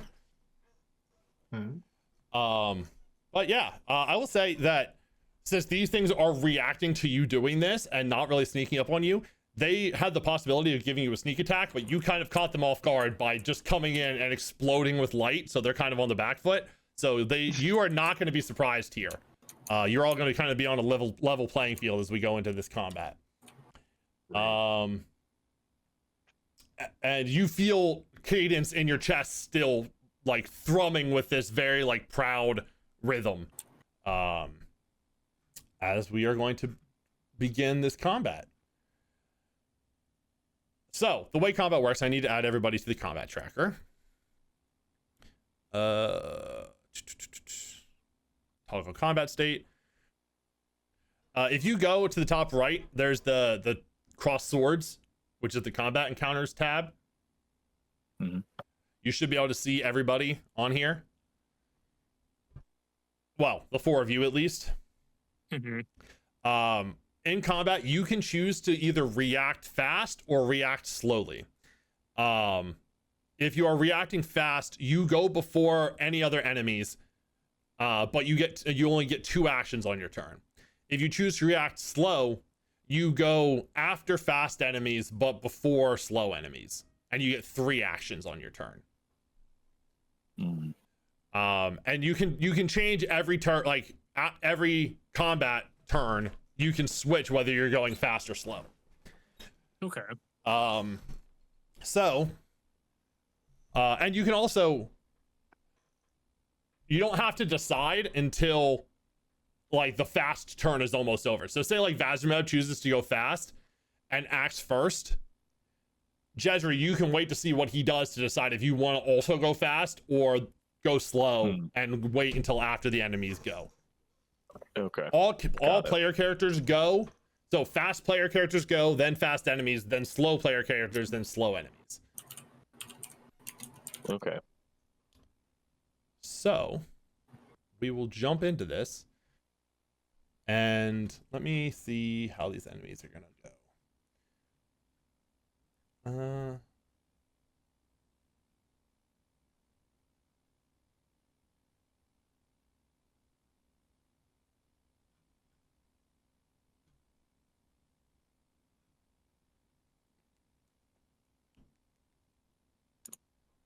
Let's see. So I think we're gonna go. I need to pull up their character sheets. So the 2 on the bottom with like the thick carapace and like the helmets are war forms. They are very heavily armored. They seem very strong. The one in the top left is a nimble form. And you see they move very gracefully, very quickly. They're kind of like darting around as they are running in your direction. And then the one that sneaks out of the top right tent sort of melds in with the shadow and is very hard to make out a lot of the time. It is a knight form. And this one is a regal. The other two forms are not regals. This one is a regal. And I think you're gonna go fast. I think you two will go fast. So would any of you like to go fast and go first? You can call me Lightning McQueen. Ciao. All right, Vazrmeb, what would you like to do?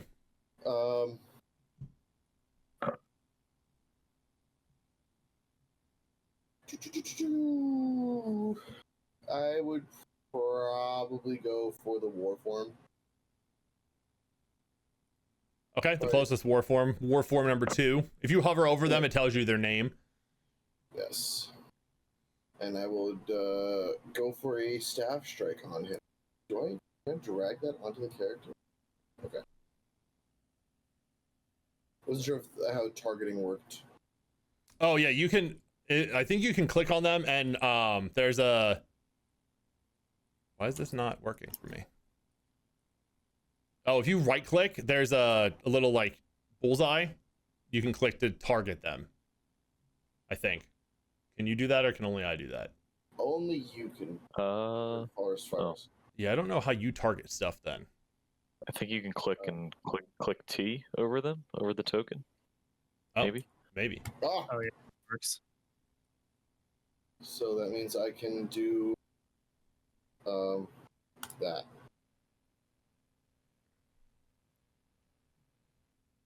Okay. So that's a 14. That I'm assuming meets it, beats it. So that hits. Let me see.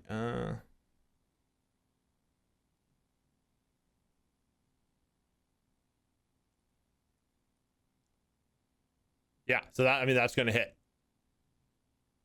So you do 5 points of damage, and you can click the apply full damage to selected token button. Okay. Oh wow, this system is really cool. Yeah, and it should work. Hopefully. It doesn't look like Yeah, it applied the damage. No, you did damage to Vazrmeb. yourself. What? Huh. Okay. Let me see if I can. There we go. I did it. I applied the damage for you. I'm gonna untake 4 damage. Yes. Yeah. This guy does have 2 deflect though, so he resists 2 points of the damage that you deal. As you run up with your, what are you using? A staff. Yeah, you clock him with your bonk stick. And he, you know, he has this thick carapace that absorbs a lot of the impact, but you do see him kind of flinch a little bit as you hit. And then I get a second action. Yes, so you moved with 1, and you struck with 1. So you do have a second Oh, or I a third forget action. moving is just an action in this. Yes. Oh, okay. Yeah, make sure to take a look at your actions to see what abilities, what you know, stuff you have available to you. And including like the reactions and stuff like that, because there's some useful things here. There is also a recover. If you spend 2 actions to recover, you can roll your recovery die once per scene to heal yourself or gain focus back, like in the middle of combat. They get focus back. Oh, and for striking, Sorry. for like the attack action, you can only use that once per turn per weapon. So like if you have if you're dual wielding, you can strike once with your main hand, and then you have to pay focus to strike with your offhand. If you want to use the strike action twice in 1 turn.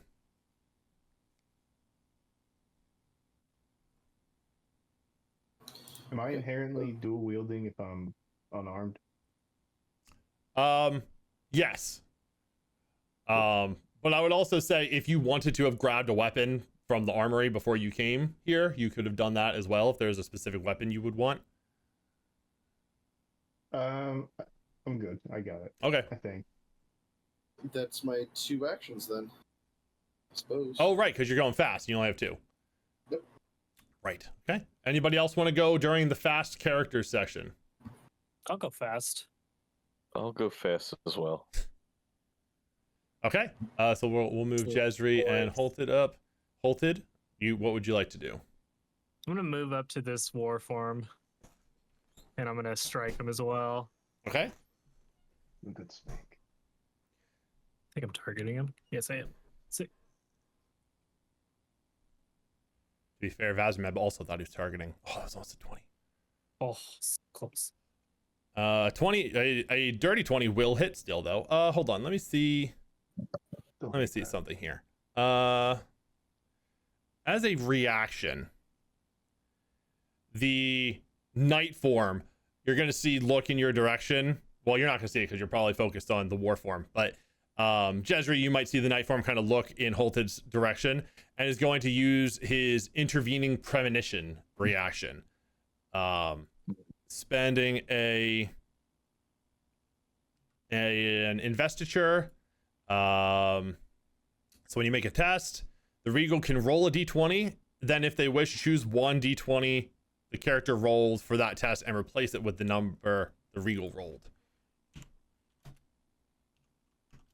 So I'm going to roll a d20, see what he gets. That's a 13, so that would still probably hit. But I mean, I'll replace what you rolled, so you get a 19 instead of a 20. How do you like that? Yeah, okay. So that you actually see like a secondary moment flash in your head for a second, Holtid, where your swing is just a little different. You actually still hit in this other premonition, but you get this weird sense of like deja vu as you still strike the creature just in a different form or a different location than you were expecting. Bless you. Whew, thank you. Sick. So, yeah. Are you able to apply the damage, or do I have to do it? Like, how do you do that again? I'm so the sorry. button in the bottom left that says click to apply full damage to selected token. The broken heart with the ×1 next to it.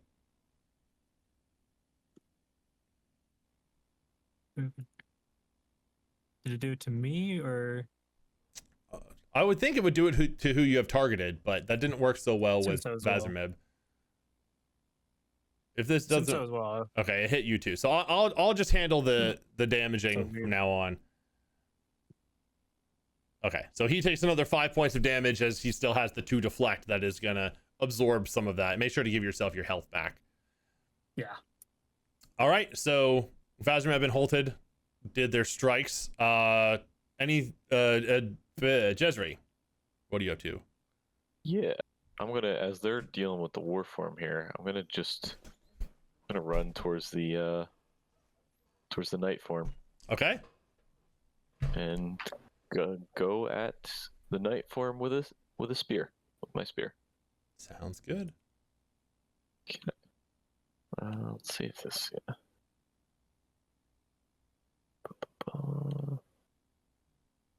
Okay. By the way, I should have done this beforehand. I'm sorry, I missed this. The nimble form has deadly speed, which means they're allowed to take a very fast action before anybody else moves to move their speed. So this nimble form would have run up sort of around the same time that you guys were all running up, just as a point. My fault.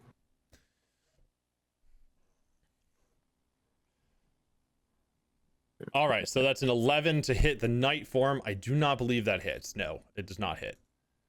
Jezri. So if I were to select a graze, Yes, so to graze, you spend a focus, I believe, to graze.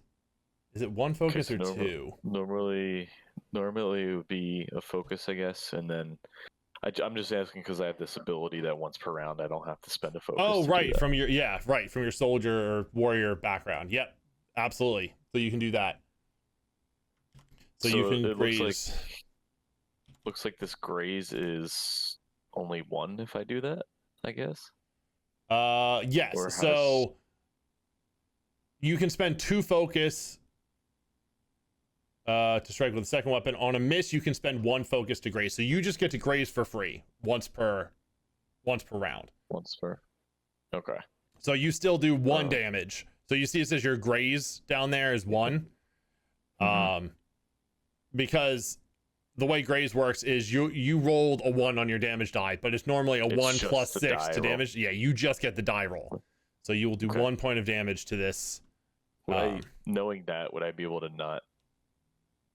Is it alright if I don't do that for this? Yeah, I mean you don't have to, but it's Okay. is it once per scene or once per round? Once per round. Once per round. What's a round? A round is just your turn, like right now. Oh yeah. so if you don't do it okay, now, yeah, you no. lose it. Oh sure, yeah, I'll do that. Okay. I'll apply it. All right, so you get Okay. 1 damage in on this boy. Graze. There we go. Oh, and critical hits, by the way. Critical hits are gained by using an opportunity. So when you roll a natural 20, it doesn't automatically become a crit. It gives you an opportunity that you can then spend on a variety of things, including making it a critical hit if you would choose to. Critical hits maximize the damage die. Okay. All right, so that was your 2 actions, and that's some damage dealt. Ketherin, are you gonna go fast, or are you waiting for the slow turn? I'm staying slow Okay. on Then my actions. I will reveal the enemies on the tracker. So- The night form and the nimble form are going fast, and then the 2 war forms are going to be going slow. So, Do they have the same action restrictions if they go fast? yes. Or do they always get there? Okay. No, they only get 2 actions if they go fast. Cool. So you guys nicely got within range of the night form, and the nimble form I kind of cheesed getting it in range, but sorry, Vazrmeb. That's so today. So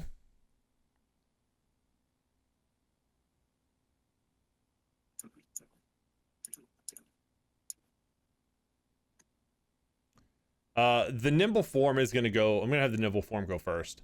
And is going to spend 2 actions Oh no, wait, it is. Yeah, that's all it gets. Yeah, it's going to use its 2 actions this turn to select Vazrmeb as its target. So what that means is that, I guess, yeah, is that it it's like a hunter's mark, basically. It'll do extra damage to you if it hits you. Oh. So it spends 2 focus to do that. And you are now its focus. And that's its turn, since it went quickly.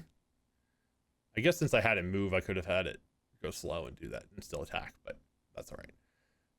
And then the Night form is going to attack Jezri, who politely delivered himself.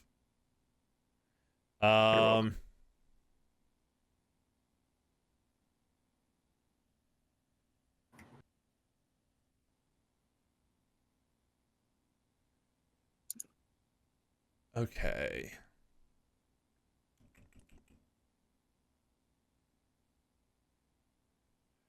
Yeah, the Night form is going to first use its predict action, spending a focus, and it is going to, I will say on Vazrmeb, seeing as the nimble form called you out as its target, it's going to use a predict on you.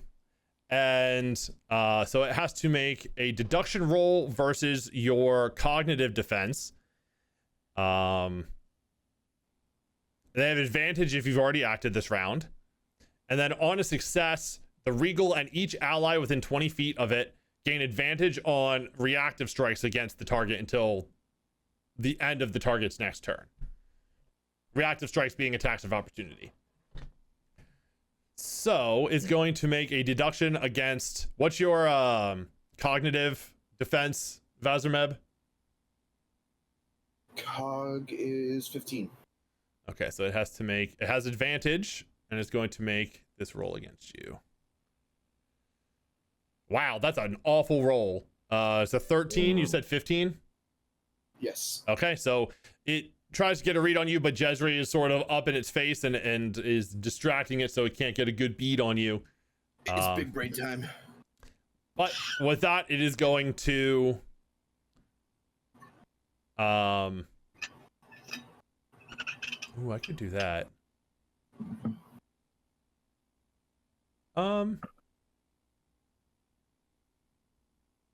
Yeah, I think I'm gonna do that actually. I'm going to spend 2 investiture to use its glimpse of the future ability, which once per turn after the Regal rolls the dice for a test, it can spend 1 or more investiture to re-roll that number of dice.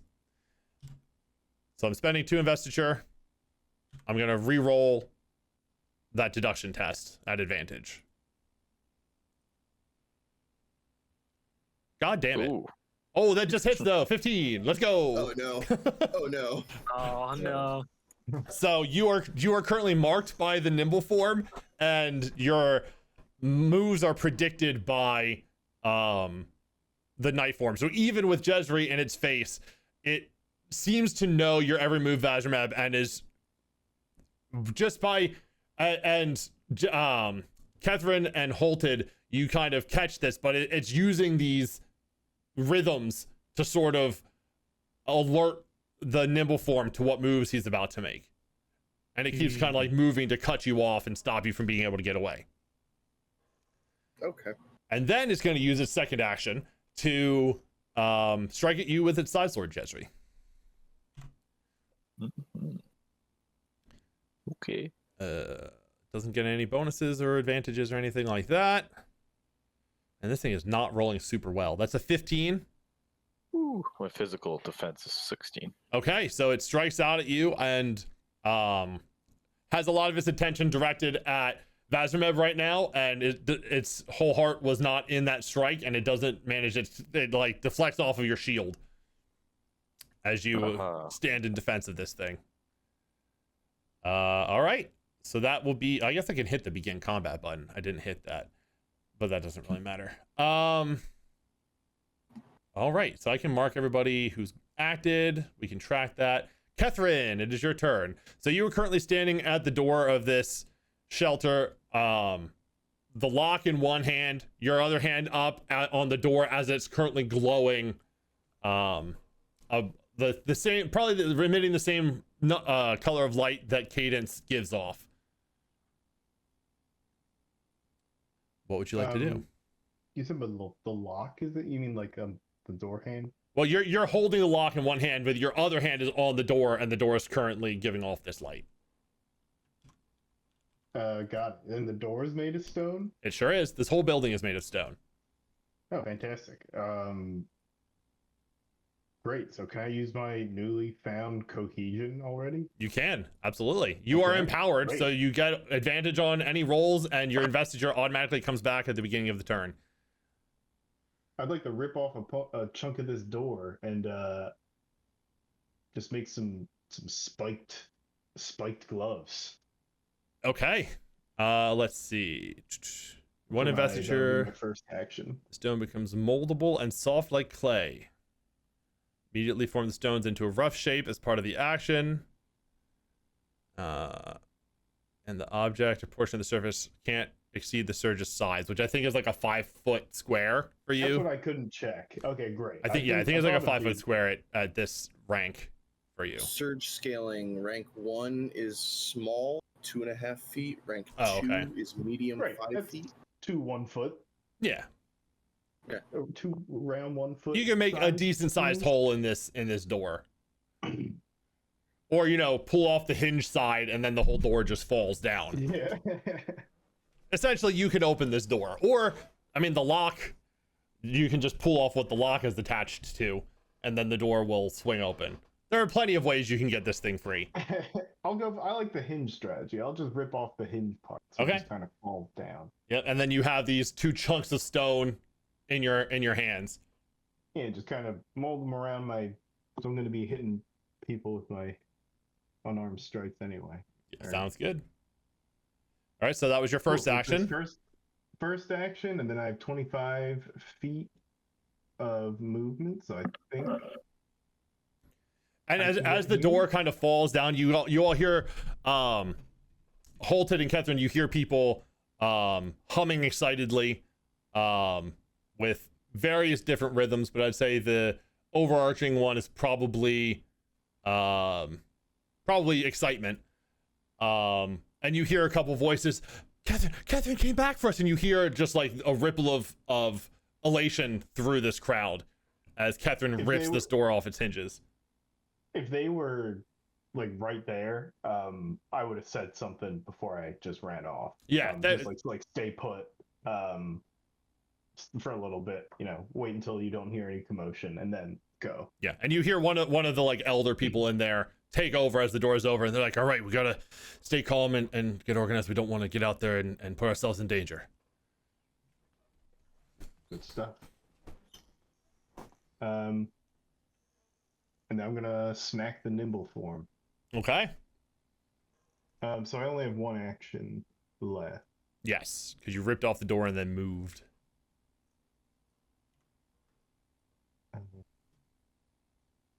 So I targeted.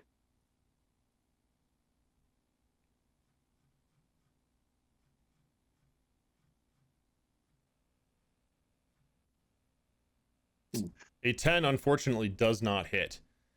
You can spend focus to graze if you want to. That's up to you. Otherwise, can I use free actions still? yeah, free actions you can use whenever during your turn. So I can if I use strike, I can use combat coordination to give me my command as a free action. Yeah. I can still use that. Great. Yep, absolutely. Awesome. Let's see. I'll command Jezri.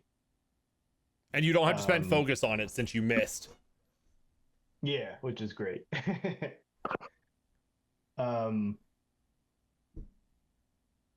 I'll just give him some words of encouragement, just like give her the business, Jezri. All right. Yeah, and Whatever you would know how person. these things fight, so you would be able to sort of give him like pointers on their tactics. The night form. Um, Go for the eyes. You got it. So he can use a D4 on a test. yeah. So basically, it's like a bardic inspiration. I'm gonna be. I mean, I already have been relating a lot of things to D&D equivalents, but you know, you get a D4 that you can add to a roll. But So- you can add it to any roll. I think aside from the plot die. So you can add it to an attack roll. You can add it to a skill check. You can add it to a damage roll. To what? Sorry. you A cut out. damage roll, if you wanted Damage, right, to. yeah, that's what I thought. Okay. So, Sweet. also one thing that I forgot to, or that I was wondering about and just looked up because I know Jezri, you have a shield, right? Yes. Your shield can be used as an offhand attack, But- Oh, okay. but it also Yeah. because I think are you trained with the shield? I forget.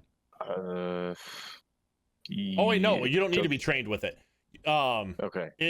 It also has the defensive trait, which means you can use it with the brace action as like a defensive action, so that attacks against you have disadvantage. Gotcha. Yeah, I was just about to do. Yep, something related to that. Okay. All right, so that's Ketherin's 3 actions. It is now the Warforms' turns. They are going to, and those of you who have seen Warforms fight before, they fight in like coordinated pairs, where they kind of move in tandem and they hum to rhythms together and sort of in like a harmony. So this one is going to use its 1, 2, 5, 10, 15, 20, 25, 30. Yeah, it's going to use its action to move up into the fray here. That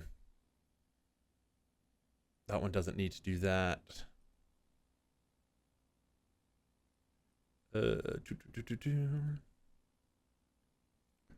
Oh, they can use the strike action twice on their turn. Isn't that wonderful? So they're going to strike out and attack you all. I think the one in the bottom is going to attack Holtid twice, and the Warform 1 is going to attack Jezri one, or not Jezri once. That's a long reach.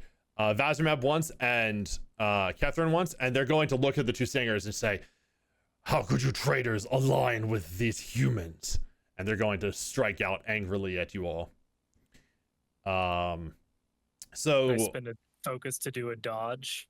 you can. Well, do you need to do that before they attack, or can you wait until after they've hit to do it? I don't remember how that works. It says before an enemy targets you with an attack. Oh, then yes, you sure can. So how does that work? I don't remember how that.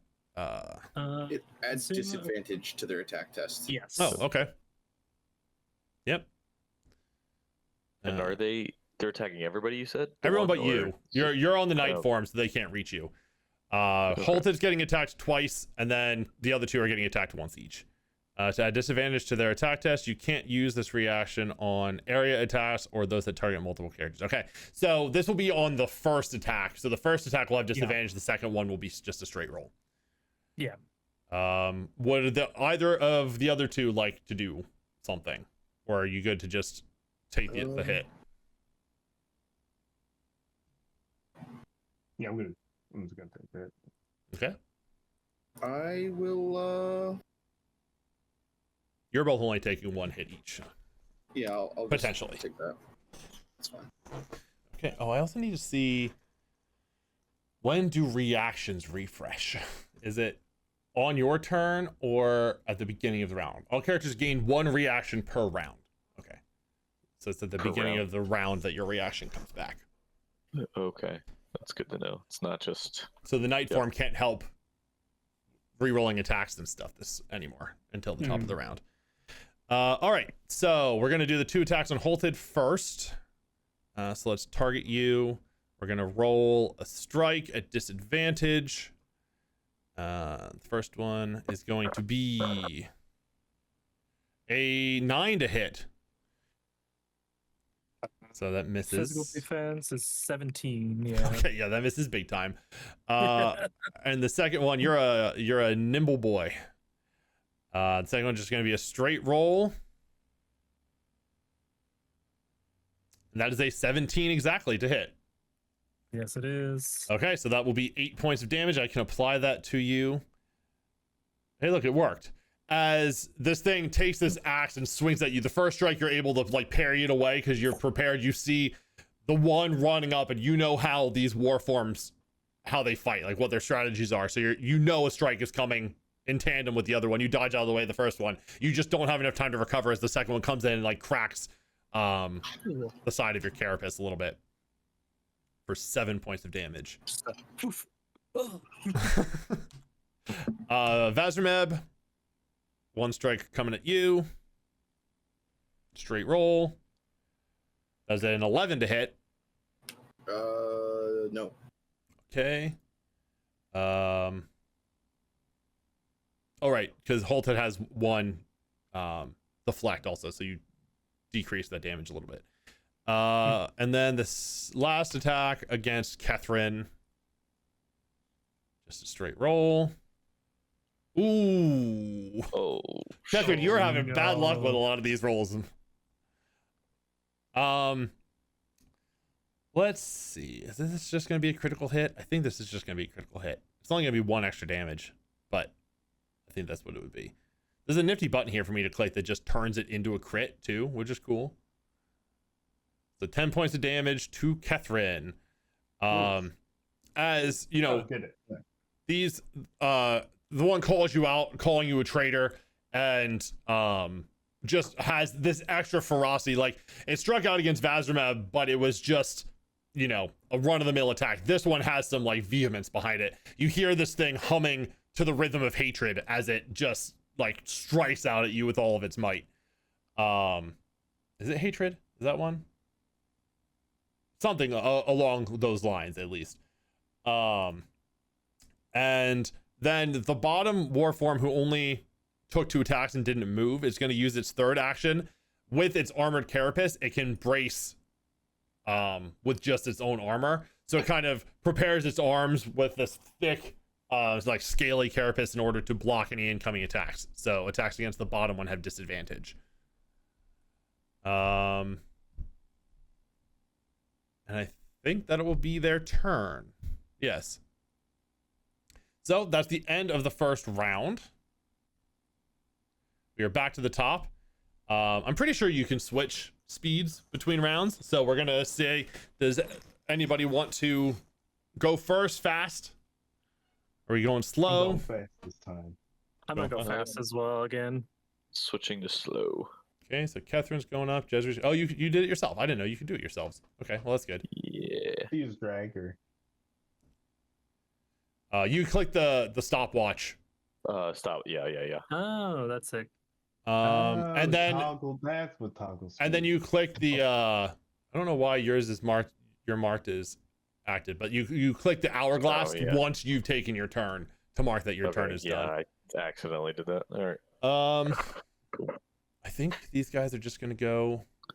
They're gonna go fast. All of them are going fast. We're all going fast. They're in positions to attack. So, all right. The one of the three of you can choose who goes in what order. I want to grapple one of the war forms. Okay. And 2 actions to grapple this boy. Sure. Which one would you like to grapple? I'll grapple the one I think it's right next to me, Warform 2. The one that just attacked you twice? Yeah. I'm just going to give him a big ol' hug now. That's fair. Physical defense of a character within your reach. On a success, they become restrained until you become unconscious or choose to end the effect, or they are no longer within your reach. Does Brace do anything against that? You brace behind cover, defend yourself against oncoming attacks. All attacks against you have disadvantage for as long as you stay behind cover. You are only protected. I don't think so. At least not in this case. If they were behind like some sort of cover, maybe, but since their cover is still them, I don't think I'm going to give you disadvantage on this grapple attempt. Okay.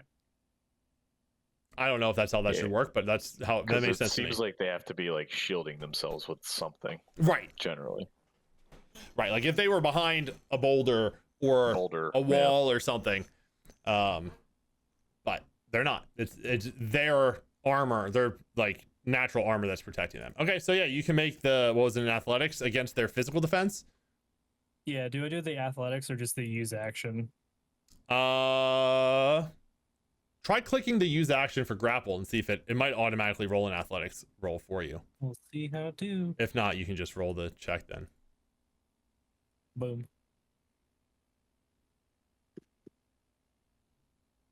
All right, that was just a straight roll. That does not beat their physical defense, unfortunately. Dang. So you reach out and this thing is in its protective form and it manages to just sort of shove you back with its armored arms. All right, that was Holtid's turn. No hugs here. No hugs. And yeah, the war from kind of shoves you, but don't even try to touch me, you wretch. And Touch him more. I'm gonna give him another hug after this. Give more of that touching. And I actually am. I'm gonna try and just shut. Wait, I do have a question. How, in relation to this person, how high is this fire? It's probably like 6 inches up. Like the fire pit is like 6 inches high, so it's Oh, not it's like just a pit, above it's not them. like a Yeah, it's just like a torch? fire pit. Yeah. Oh, she's going in. Oh yeah. Let's You see know how what's nimble funny? you I really think this are. adventure actually has like campfire. A medium campfire burns nearby. Anyone who enters the area takes 1d6 energy damage per round until they spend an action to put out the fire. And then There's we actually a keep her in the contingency for fire. this. We burn her alive. Yeah, so I'm just gonna use both my actions to try and shove her. So it's my athletics test against her physical defense within my reach. Okay, Nice. go for that shove. Love it. Come on. Billy, what form is Ketherin, and do I know? Do we know? Hey. Ketherin is in meditation form, Okay. and Holtid, I believe, is nimble. So Ketherin is actually the same as this one that you're pushing into the fire. Or sorry, Holtid is the same as the one you're pushing into the fire. I'm not sure if that. I got a 13. 13. Their defense is 14, unfortunately. So these two, as much as you know. Oh wait, you have advantage because you're empowered. All your tests are at advantage for this fight. Oh, I forgot. Click that Oh, button, shit. boy. Well, you have a Yeah. +5 to your strength too. Crazy. Wow. Jeez. 16. That'll do. That does That'll it. do. So this thing knows like your moves. She knows that you're not like a fighter form, for lack of a better term, and underestimates your move. And with just a little bit of guidance from Cadence, you feel this pulse in a specific direction, kind of urging you to move that way. And you move as the creature shifts in that direction to dodge out of your way, and you catch her off guard and shove her back into the fire. And she is currently burning. Into the fire. Assign status. Is there a burning status condition? I don't think there is, but I'll remember. I'm gonna say she takes 6 damage right away, or 1d6 damage right away if you want to roll that, and then at the end of her turn, if she doesn't put it out, she will continue to take it.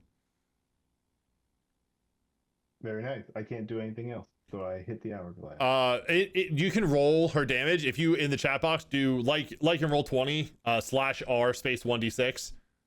Oh, sorry. Yeah.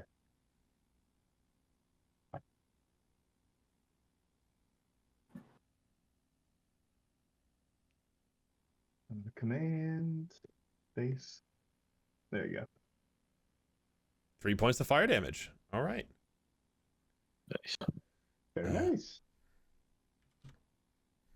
And the singer lets out a short scream as the cloth that she's wearing ignites and starts to burn.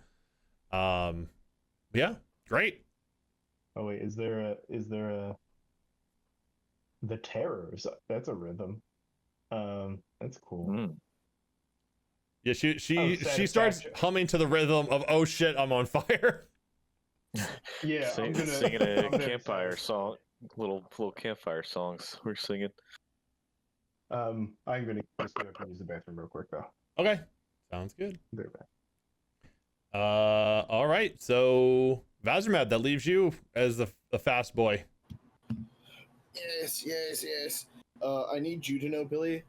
I was reading through my surges, and I'm upset I can't make this war form slick. No, not yet. Um, You're not that powerful yet. annoyed. I wanted to just make them slippery and shove them away. Just pile them up in the fire. Just Tyler, I don't know if you can tell, but Ketherin pushed the nimble form into the fire. Right into the fire. Hell yeah. Yeah. Let's go. Her I really wish I empowered had, form from saying the words helped her out. Question really for you, wish. Billy. Yeah. What's up? It doesn't say that I need to maintain focus or anything. 4. It just says if I target a living character with regrowth and infuse one investiture or more into them, and it uses 1 per round for the duration, the character recovers health equal to 1d4 plus my progression modifier. So it doesn't say anything about like me needing to maintain focus on them.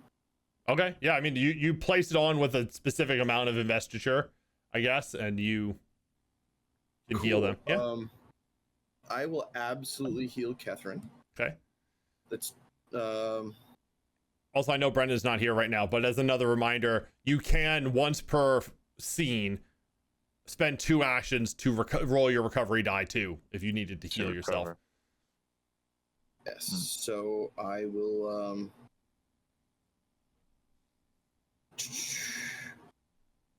what are my progression ranks? Is that the 3 next to it under Edge Dancer and the That is, or is the ranks the it's on the first page, the detail page. yeah.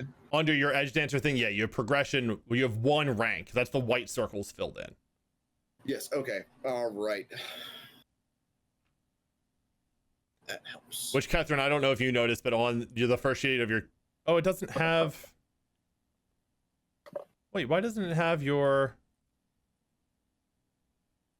Weird. They're at the bottom. Yeah, it doesn't have your Will Shaper thing. And by it doesn't have means I forgot to add it, I think. But that's fine. It added it just fine. It just doesn't have... Like, under where it says leader, hero path, heroic path, it should say Will Shaper, radiant path as well. Oh, I thought you were talking about transportation and cohesion. Yeah, that's supposed to be on the side under your radiant path, not by itself in the center. But I must have messed something up when I made the sheet.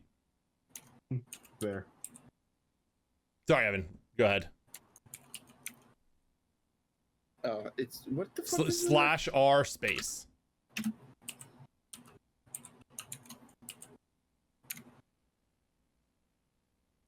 Cool, you get 2 back. Ketherin, you heal 2 hit points. Woo! As what does it look like when you heal, Vazrmeb?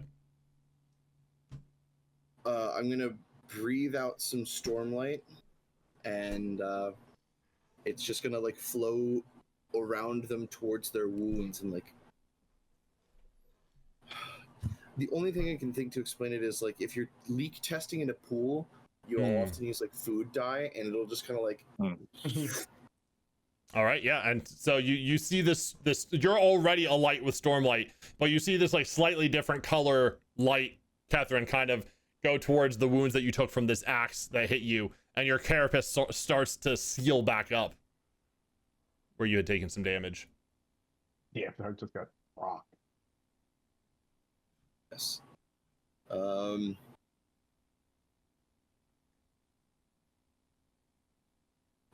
So that's my 2 actions, but I'll use my free action, turn to War Form 1, and be like,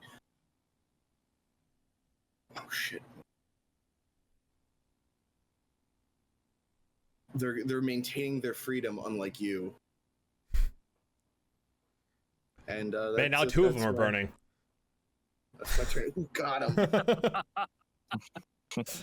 And that's my actions. All right, back to the enemies then. Well, I think we're gonna have the nimble form go first. While the nimble form was just pushed into the fire by Ketherin, she's already decided on her target, so she's going to use one action to get out of the fire.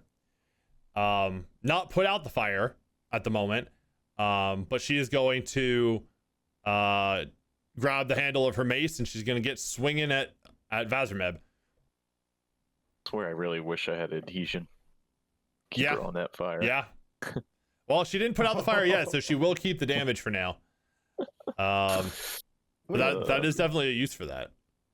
He's attacking him? Vazrmeb? No, she's attacking, Vazrmeb. Because she identified him as her target last turn, so she does extra damage to him. Nice. And actually, technically, she's not going to do her mace. What am I talking about? She's not dumb. I was for a second, but she's actually going to step back, getting out of the fire, because you push her nicely out of attack of opportunity range, and she's going to draw her short bow and shoot Vazrmeb with her short bow. Yeah. So we're going to do that. Oh, yeah. 23 to hit, Vazrmeb. Yeah, I think that hits, Billy. For 15, Yes. 15 points of keen damage from the short bow. I will apply that to you, so you don't have to worry. Did that work? Doesn't look like it worked. There we go. Oh, it's actually... I wonder if that was supposed to... Okay, either way. It Why did it do it twice? Because one was the attack and one was you being her target, marked as their target. Oh, yes. So she got the extra D6 on that. Yes. Oh, wait, did it? Yeah, no, that was right. I didn't think it would display that way. Yeah. Okay, so that was her turn. At the end of her turn, Brendan, would you like to roll another D6 to see how much more fire damage she takes? Yes, please. She's moving fast, so she only gets 2 actions. 2 more points of fire damage. As she releases the string on her bow, you see her kind of flinch as the fire continues to like smolder on her clothing.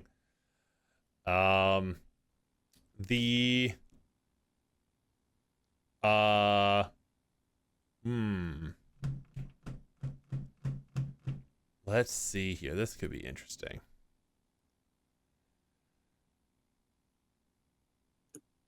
Oh yeah, I guess you kind of have to think of everyone's turn. Yeah, so the war form, than just individually. the war form, Oh my God. that attacked Vazrmeb last turn, and Ketherin, I guess, is going to look at you, Ketherin, after you pushed the nimble form into the fire, and just look at you with this hateful stare. Well, let's see if you like the heat, and he's going to try to grapple you. Yes. I don't have the grapple action on here. It was an athletics check, right? Versus physical defense. Yeah. It was athletics, yeah. 14. Roll. Son of a bitch. 19. So the war form reaches out to you, Ketherin, and grabs onto you with this like solid grip. He used both of his actions to do that, so he can't move you yet. But you are restrained. If you want to mark the restrained condition. So you are restrained, which means your movement is 0, and you get disadvantage on all checks other than those to escape your bonds. Oh, cool. Yeah.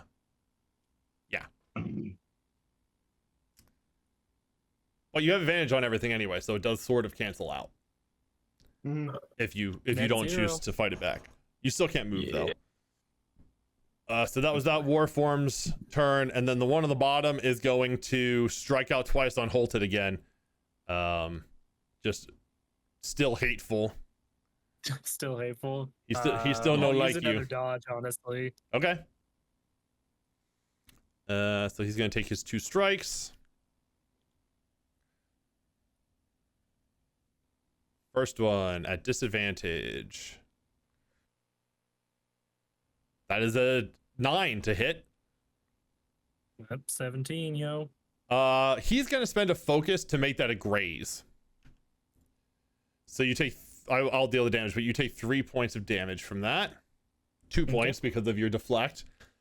As you're ready to dodge out of the way, but he's just reckless with his attacking and very unpredictable with where his strikes are landing.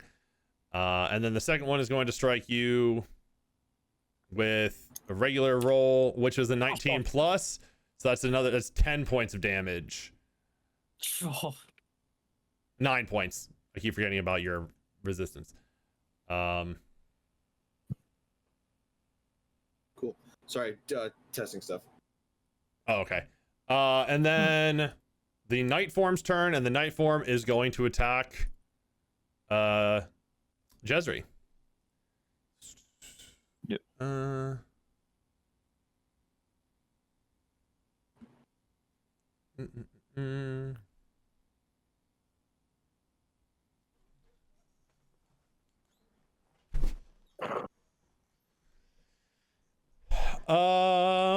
Let's see.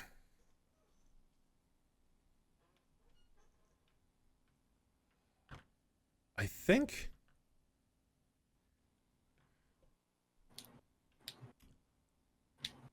let's see. Vazrmeb, you're the healer and you look pretty hurt, right? You could say that. I think the Night Form is going to try to keep its predict on you to try to make it so that it's harder for you to disengage. Yeah, you could say I'm about like 60% hurt. Okay. About. So if I do this, will it automatically do the oh, it does. Okay, well that's nice. And you've already gone this turn, right? Yeah, I went fast. Okay, so it gets advantage on this roll. Yeah. That's a 23 deduction against your cognitive defense. You, Mr. Smarty Pants. Gaining advantage. Yeah, so they'll have advantage on reactive strikes against you until the end of your next turn. So that was one of its actions, and its second action is just going to be to strike at Jezri.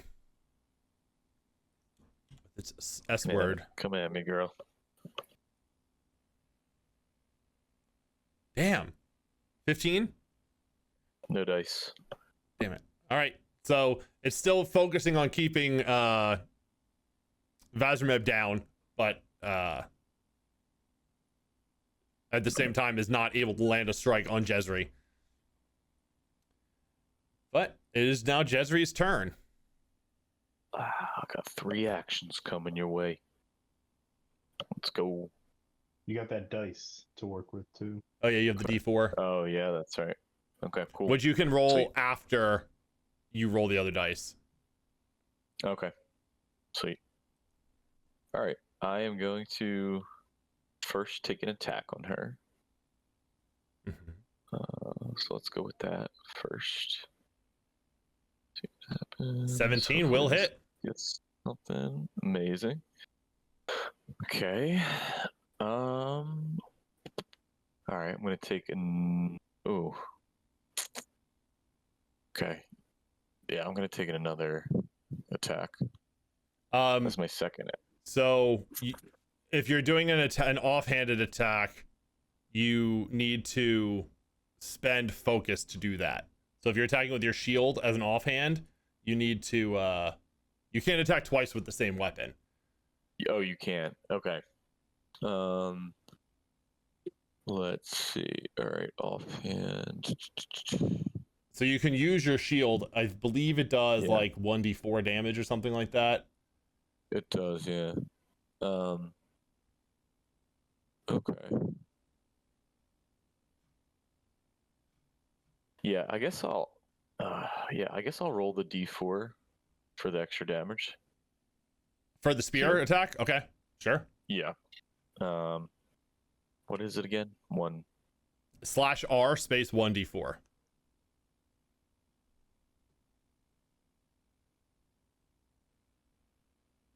Okay. So an extra 2 something. damage. So you're doing 12 points of damage. Okay. All right. Big hit. Then I'll do shields. Okay, so it costs 2 Off. focus. 2 focus. And then you just make an attack with the shield. Okay.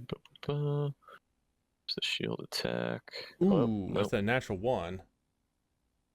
Oh, no. All right. Let's see here. Plot twist, complications in combat. No bueno. Ra-da-da-da-da-da. Wah. Wah, wah.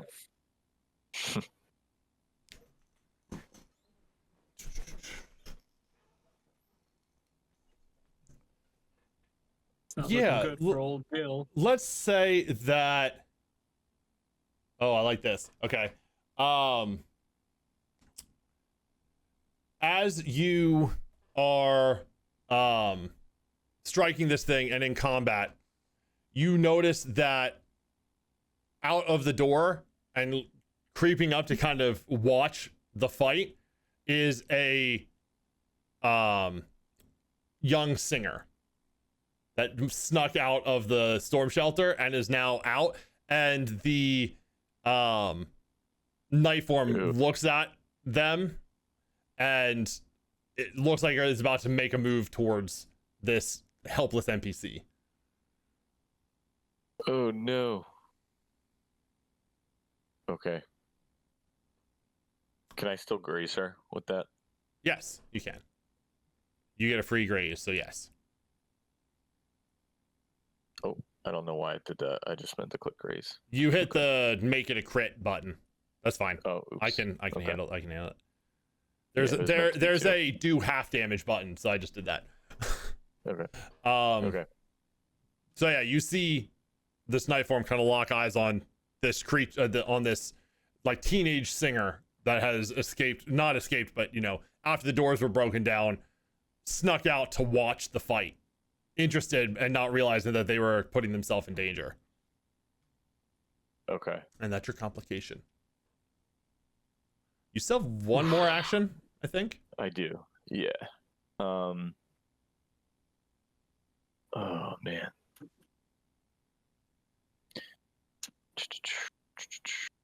What to do?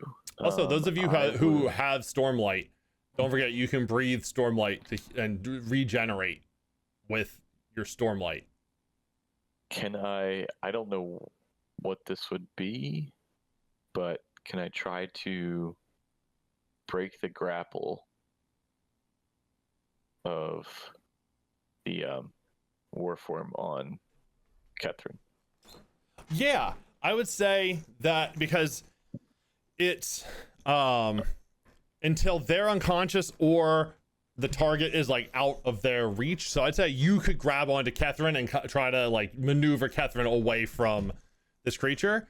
I will Okay. say it's going to be an opposed check. Let me remember how to do opposed checks. It's probably going to be like an opposed athletics check. Sure. Opposed test. Opposed test. Occasionally, two characters actively want to make tests against each other, or similarly, one character's actions would reasonably set the DC for a later attempt. GM might have both characters make opposed tests using relevant skills. The DC is determined not by a set number, but by the result. Okay, so the enemy will roll to set the DC for what your check is going to be. Okay. So it's going to be an athletics check on their part. Yep. And I Yep. presume probably athletics on your part too then. Sure. So they'll roll first. They got a 21. So Oh man. Okay. Don't worry. Uh, to make your athletics and check. then then can you spend a focus, or would that be investiture to help boost that? But can you spend a That's an action to give yourself that like enhanced ability. enhanced? Yeah. Yeah, so you But can't do that. Like spend a No. focus on it. Okay. Ooh, Oh, 22. Oh, let's go. You're right, Ketherin. Just made Oh it. my goodness. Oof. Okay. So Ketherin, hold on a second. Let me see something here.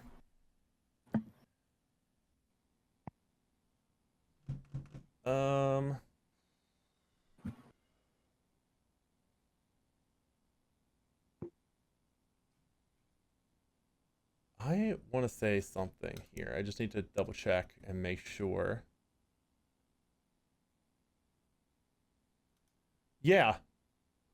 I don't think this is technically how this is supposed to play out in this adventure, but Jezri, you are, in combat yourself, in danger, at the threat of being harmed more by this night form. But you see Jezri, this new ally that escaped, is here helping a bunch of their companions, and they are in danger and hurt, and you turn your back to the enemy that's currently attacking you to try to help Jezri out of the help Ketherin out of this grip.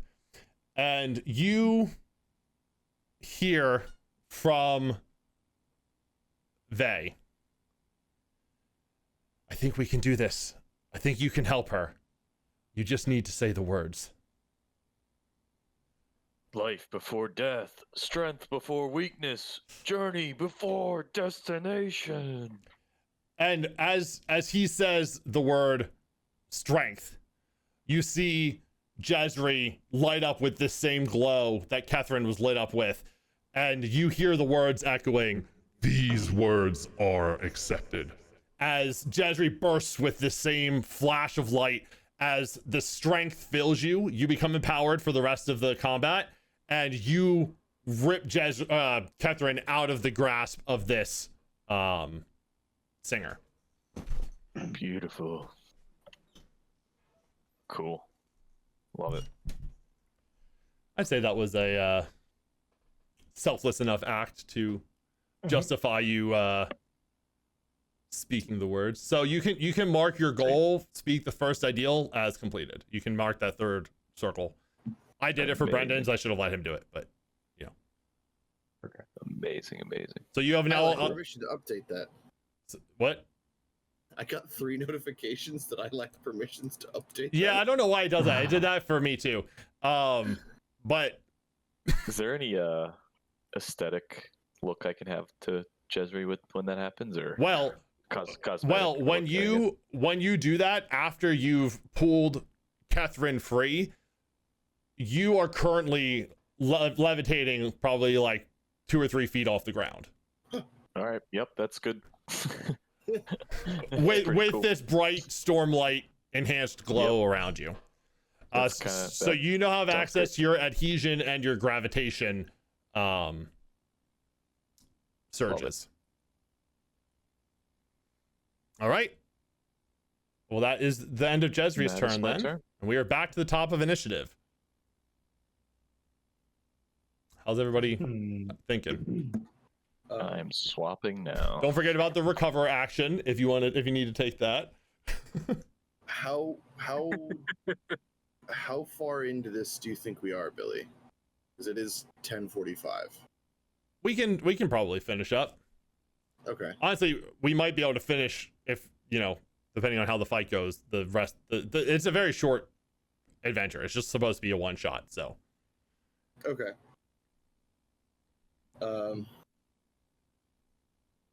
I will go. I'll go fast. I think I'm gonna stay fast as well. Okay. Looks like Jezri also moved to fast. And don't forget to mark yourself as empowered, Jezri. Yep. I'm gonna stick fast too.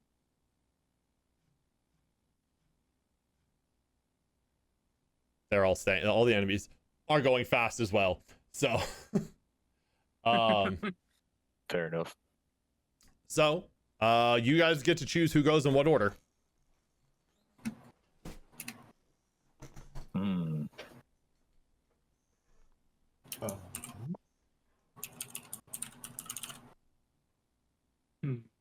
Think Hmm.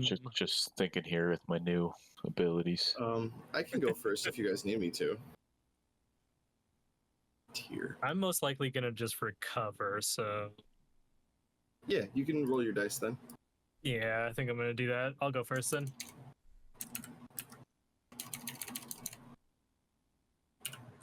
I think that did it.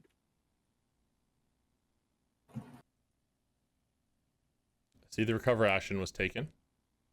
Mm-hmm. Let's see. Oh, great. Gotta love Well. it, dude. 1 hit point. Yay! Ew. Holtid's not feeling too good. All right, so that's I don't want to Holtid's go, turn. Tony. I don't feel so good, Mr. Stark. I don't feel so good, Mr. Stark. Okay. I'll rock and roll next then. Okay. So, will it do it for me now? Yes. So that continues to exist on him. Yeah, so you have to pay. You have to Did it right. pay another investiture for it, but it keeps going. Yes. Yes. The infusion uses 1 investiture each round and for the duration. Yeah. So I think when you cast it on them, you're supposed to decide how much investiture you're infusing in them. It does. I don't see how it lets me. It says choose to if do that. you target a living character with regrowth, infuse 1 or more investiture into them. No, I mean in the user interface. Oh, you can just mark it off manually, however much you're using. Okay. I figured just doing this. I figured I'd hit him with 3 investiture. And who's that on? Ketherin. Okay, Ketherin. Ketherin. Okay, so Ketherin, Trying. you heal another 4 hit points. Very nice. I'll use my free action to regenerate. Use my investitures. So I get 6 back, so I'm at 14. Oh, right, that's just a free action. It's just a free action. For everybody, sorry, Holtid. you don't have to regenerate action or free action. Can you, Nope. please? All right, then what are you doing for your action? For my action, Or actions? Holtid's not looking so great. That's right. sort of an understatement, I think. Oh yeah. On a scale of like 1 to your max health, what would you say you're at? I have definitely a big giant gash in my side. Yeah. Probably like limping with one arm while I'm holding my mace in the other one. Taking a Okay, couple axe strikes. Yeah, I got a couple axe strikes to the chest, and All right, I'll hit you with some field medicine. I'll bandage you up real quick I appreciate it. because that takes an action and a focus. Vazrmeb is just in the middle of it, like quick healing everybody. And I can use a focus to give myself advantage on that, right? Sure. Can you? I'm asking you a user interface question, I guess. What yeah. what are you trying to do? Your field medicine? Yes. Or do you just mean like the Scholar's action. Oh, the scholar's action. Is that part of the field medicine action is to get advantage? Oh no, it would be there. Okay, I understand how I think I'm getting more of the hang of this. Okay, so Yeah. then no, got it. Wow, That's a 6. that ain't it, Chief. Uh, Thank you, though. on a failure, target only recovers health equal to the result of their recovery die. So you So roll a roll- recovery die and heal that much. So you at least heal your you at least get to roll a recovery die, Holtid, and then you would have gotten extra if he succeeded on the check, but you don't. Gotcha. So you can roll whatever your die is. Bada boom! Yay! Another 2 health. It's more than nothing.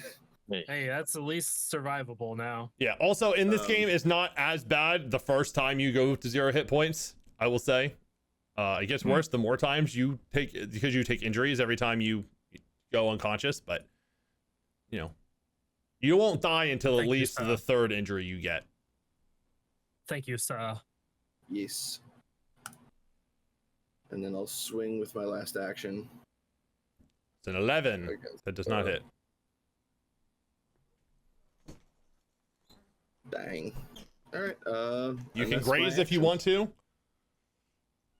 I don't want to. Fair enough. All right, Vazrmeb, healer extraordinaire. Jezri, Ketherin. Let me go. Okay. I'm gonna give you a dice again. If that Gonna give me dice. Yeah, I'm just gonna give you the same D4 to use. Okay. So I'm gonna switch target. And then hit him with an unarmed.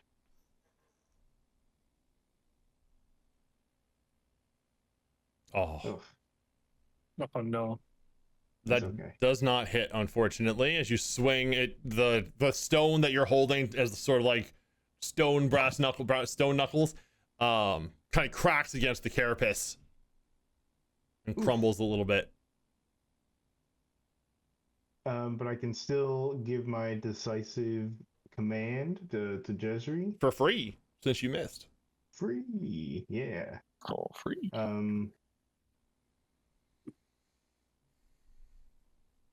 And then there's reactive strike, use a skill.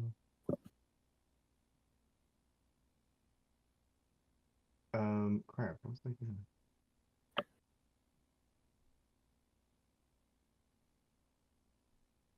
I can't attack twice. Right. Unarmed, you can because you attack with the other hand, I believe. Oh, great. But you still have to pay the focus to do it. Got it. Okay. I think that's how it works. I'll pay focus. I think it's two focus to attack offhanded. Was there any do I just roll the same? Yeah. Yep, it's just the focus cost that you have to deal with. Same roll. Exact same roll. So the other one cracks just the same as the first one, and there's just like boom, boom. gravel crumbling between your fists. Oh jeez. No. I think I can touch that.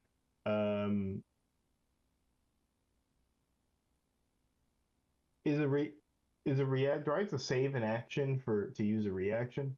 Nope. Oh, okay. Can I hover? What are you trying to do? I was gonna see if I could try and get in the way of the projectile. Oh, lady, you've used both of your actions already. You attacked twice. Oh yeah, sorry. I'm going. Oh, sorry. Then, sorry. I forgot I didn't have 3. My bad. I'm done. All right, and Jezri. Sorry. Yep. Okay. I think I'm gonna. Yeah, with that, I'm gonna try attacking in the knight form again. With the spear. And I can add the D4 after the rolls. After I see the rolls, right? Yep. Okay. Also, I'm going to. Oh, there's a crit. I'm going to retcon a little bit. The nibble form is actually going slow in this next turn. Okay. The others are all still going fast. So that's a nat 20. So you can choose. So there's a couple different things you can choose. One of them is to crit, which means you do max dice damage plus your modifier. One of them is you can recover focus. One of them, I think, is you can grant advantage to an ally on like a future action. Ooh. Okay. So, I think I'm just gonna crit to try to knock this girl out. Yeah, that's fair. Take this girl out. Yep. So how do I do that? Do I just looks like I got roll.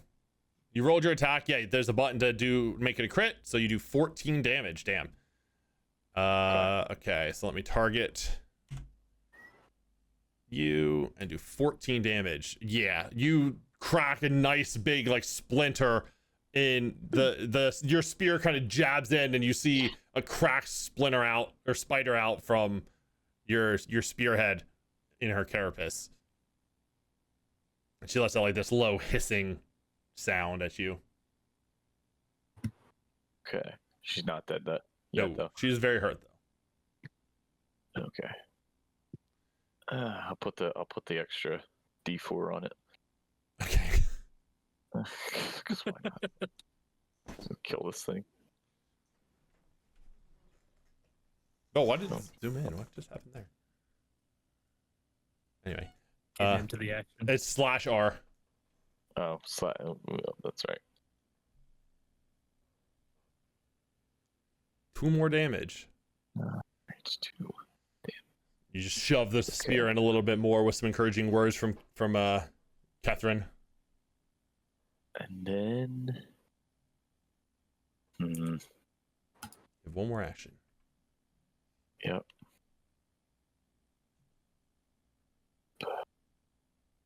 Oh, your attack should have had advantage anyway, since you're empowered. Okay. But you roll a crit, so it doesn't really matter. Yeah. That works.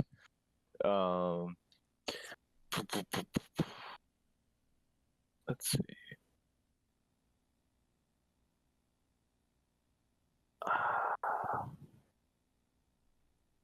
I think I want to. Huh.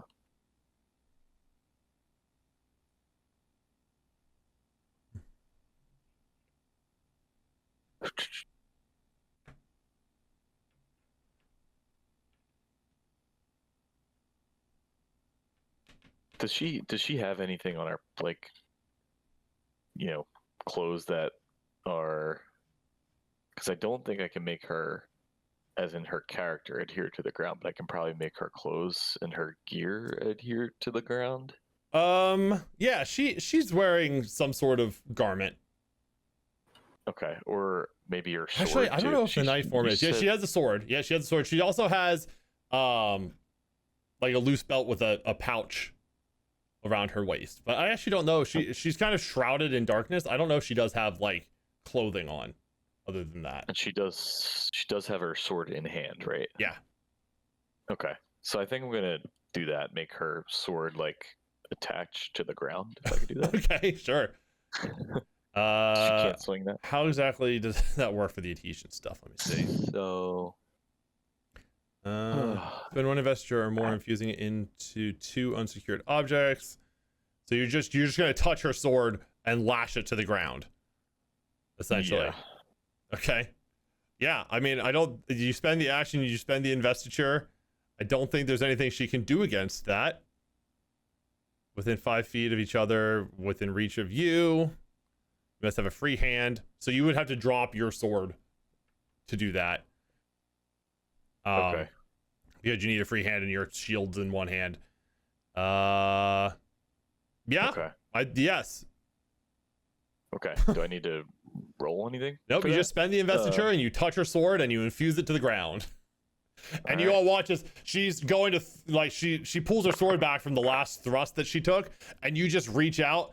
You have your spear that you actually just struck with your spear. So let's say like you let go of your spear, it's still Just, like jammed in her, launched into her. and you reach over and touch like the lower blade of the sword, and all of a sudden it gets yanked from her hand and is stuck to the ground with this like stormlight glow on the sword. Nice. Yeah, Cool. absolutely. Sick. All right, All right. Jezri, that would be your turn then.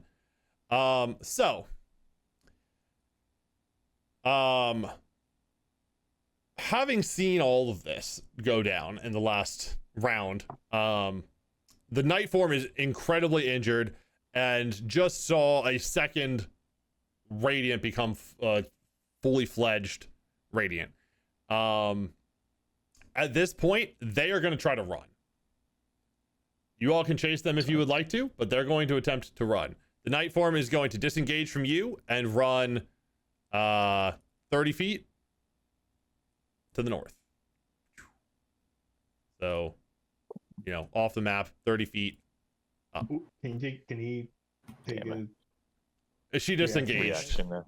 Oh, she Oh, did. so- Okay. Used her one action to disengage. And then the war forms are seeing their leader flee, are going to do the same thing. Both going to disengage and then run 30 feet. And actually, they have a special thing. What did I just do there? They have their war pair coordination. So after another Warform Singer within 5 feet of this Warform Singer takes the move action, this Warform Singer moves up to their movement rate.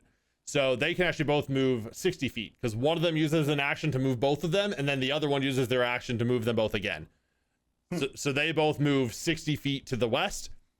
And the Nimble form is going to use her first action on her slow turn to put out the fire that is on her. And then use her second and third actions to run 60 feet after the war forms. All right. Yeah, I think we just let them go and we focus on getting the other people out of here. Yeah. All right. Yell at them. I can adhere their leader to the ground so that she can't escape. No, I'm just kidding. You have a new You sword. got her sword though. You took her sword. Yeah. New sword though, yeah, exactly. She took your Probably spear, pretty but cool. That's true. She does have Yeah, your you spear. traded. Oh shit. I mean that's my how long brother's. how long is my spear. range of my My javelin? brother's spear. I Hey, mean, maybe that could be a too new long. goal of yours, is to get your brother's spear back. Yeah, I guess How so. long is the throw of my javelin? I mean, It how probably long is that says range? in the weapon.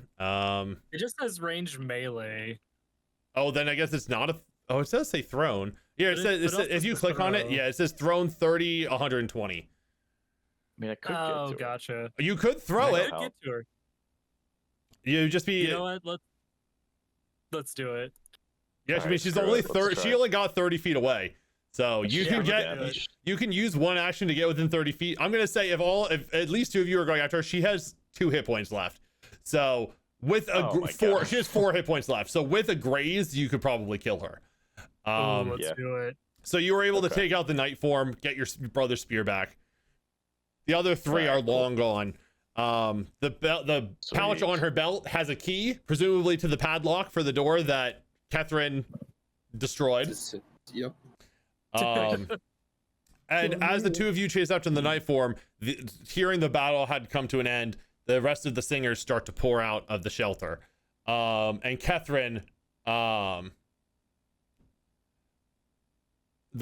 you notice your cousin, Vasha, exits and comes over and gives you a hug. They seem very happy to see you.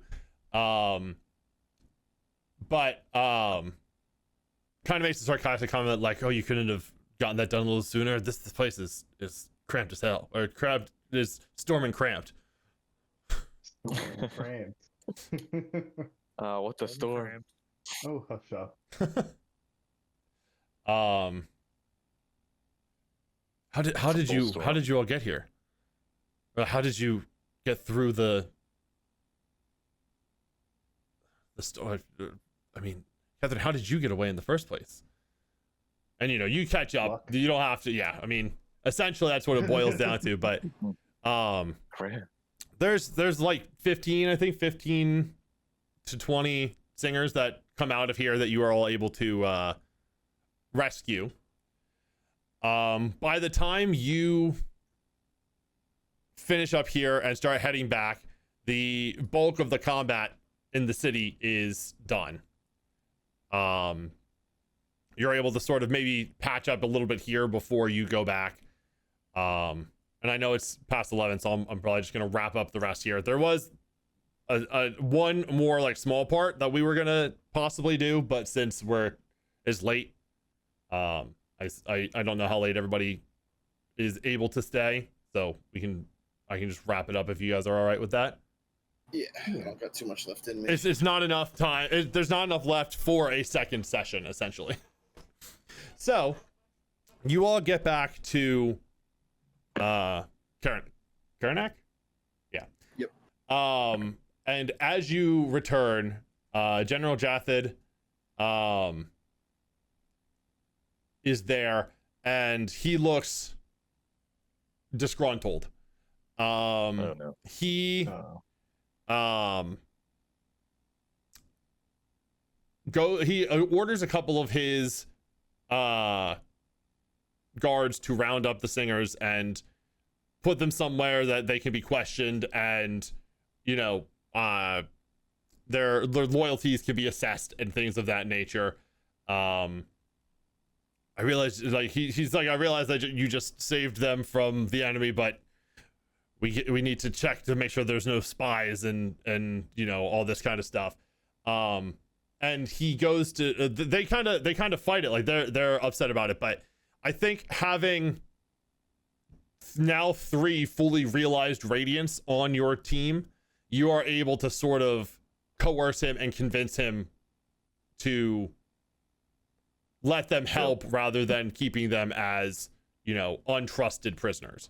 It takes a little bit of talking. A couple of you guys are persuasive. You have a few persuasive members on your squad, especially those that are singers and have their best actions at heart.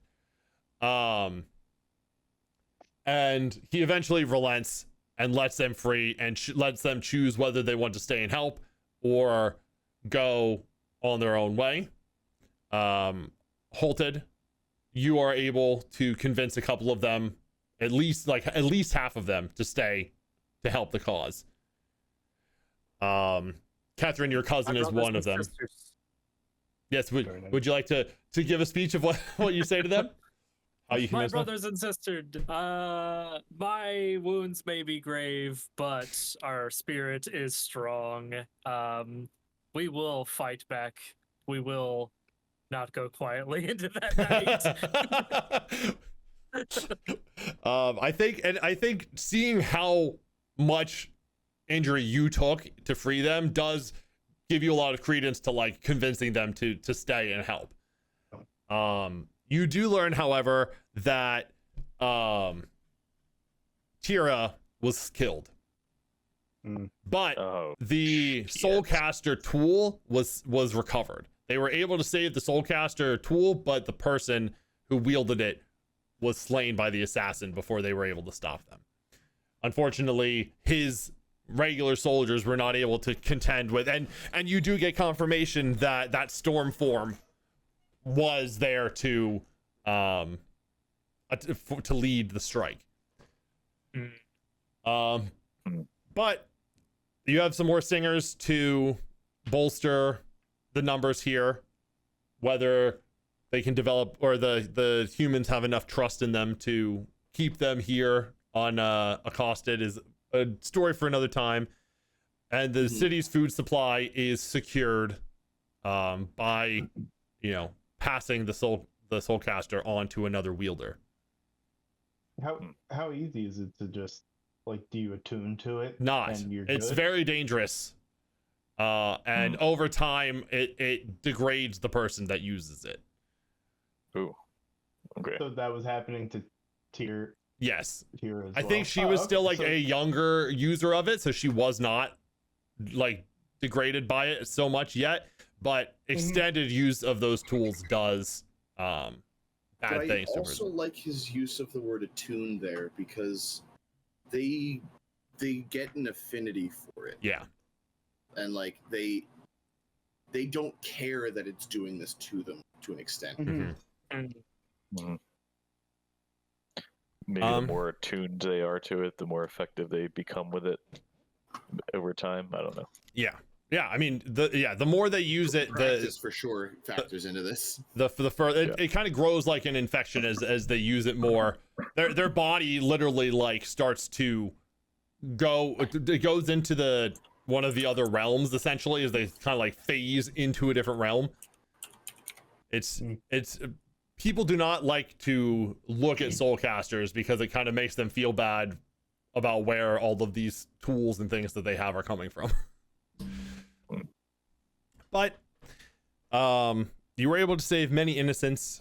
Your sacrifices and your boldness added 2 more to the ranks of the Knights Radiant, as you can continue to practice your skills and gain new abilities. And I think that's where we will wrap up for tonight. Heck yeah. Awesome. Very nice. Yeah. So thank That's you awesome. everyone for joining. Yeah. Thank you everybody for watching. If you're watching this on YouTube, thanks. We'll probably do more of these. I would like to run some more of this as more adventures come out. There's only like 2 or 3 actual adventures that have been released so far. So as more come out, I'll probably run some more. But yeah, thanks everybody for joining. Hope you all had a good time. Yeah, thanks for having us. Thanks Yeah, for- it was a blast, yeah. dude. That was a lot of fun. Absolutely. I'm glad we got it done in one session. I knew it was going to take either 1 or 2, but if it took another one, it would have been a short second session. So I'm glad we were Yeah. able to get it all into one. It's always tough. Oh, look at this, a one shot that was actually 1 session long. I don't think One I've ever shot. been able to do that I before. never pulled that off. Wild. Yeah. Yeah. Yeah. All right. Well, I think we will wrap up then. And yeah, I'm going to end the YouTube recording. So everybody, thanks for watching and see you next time. See you next time. See you again.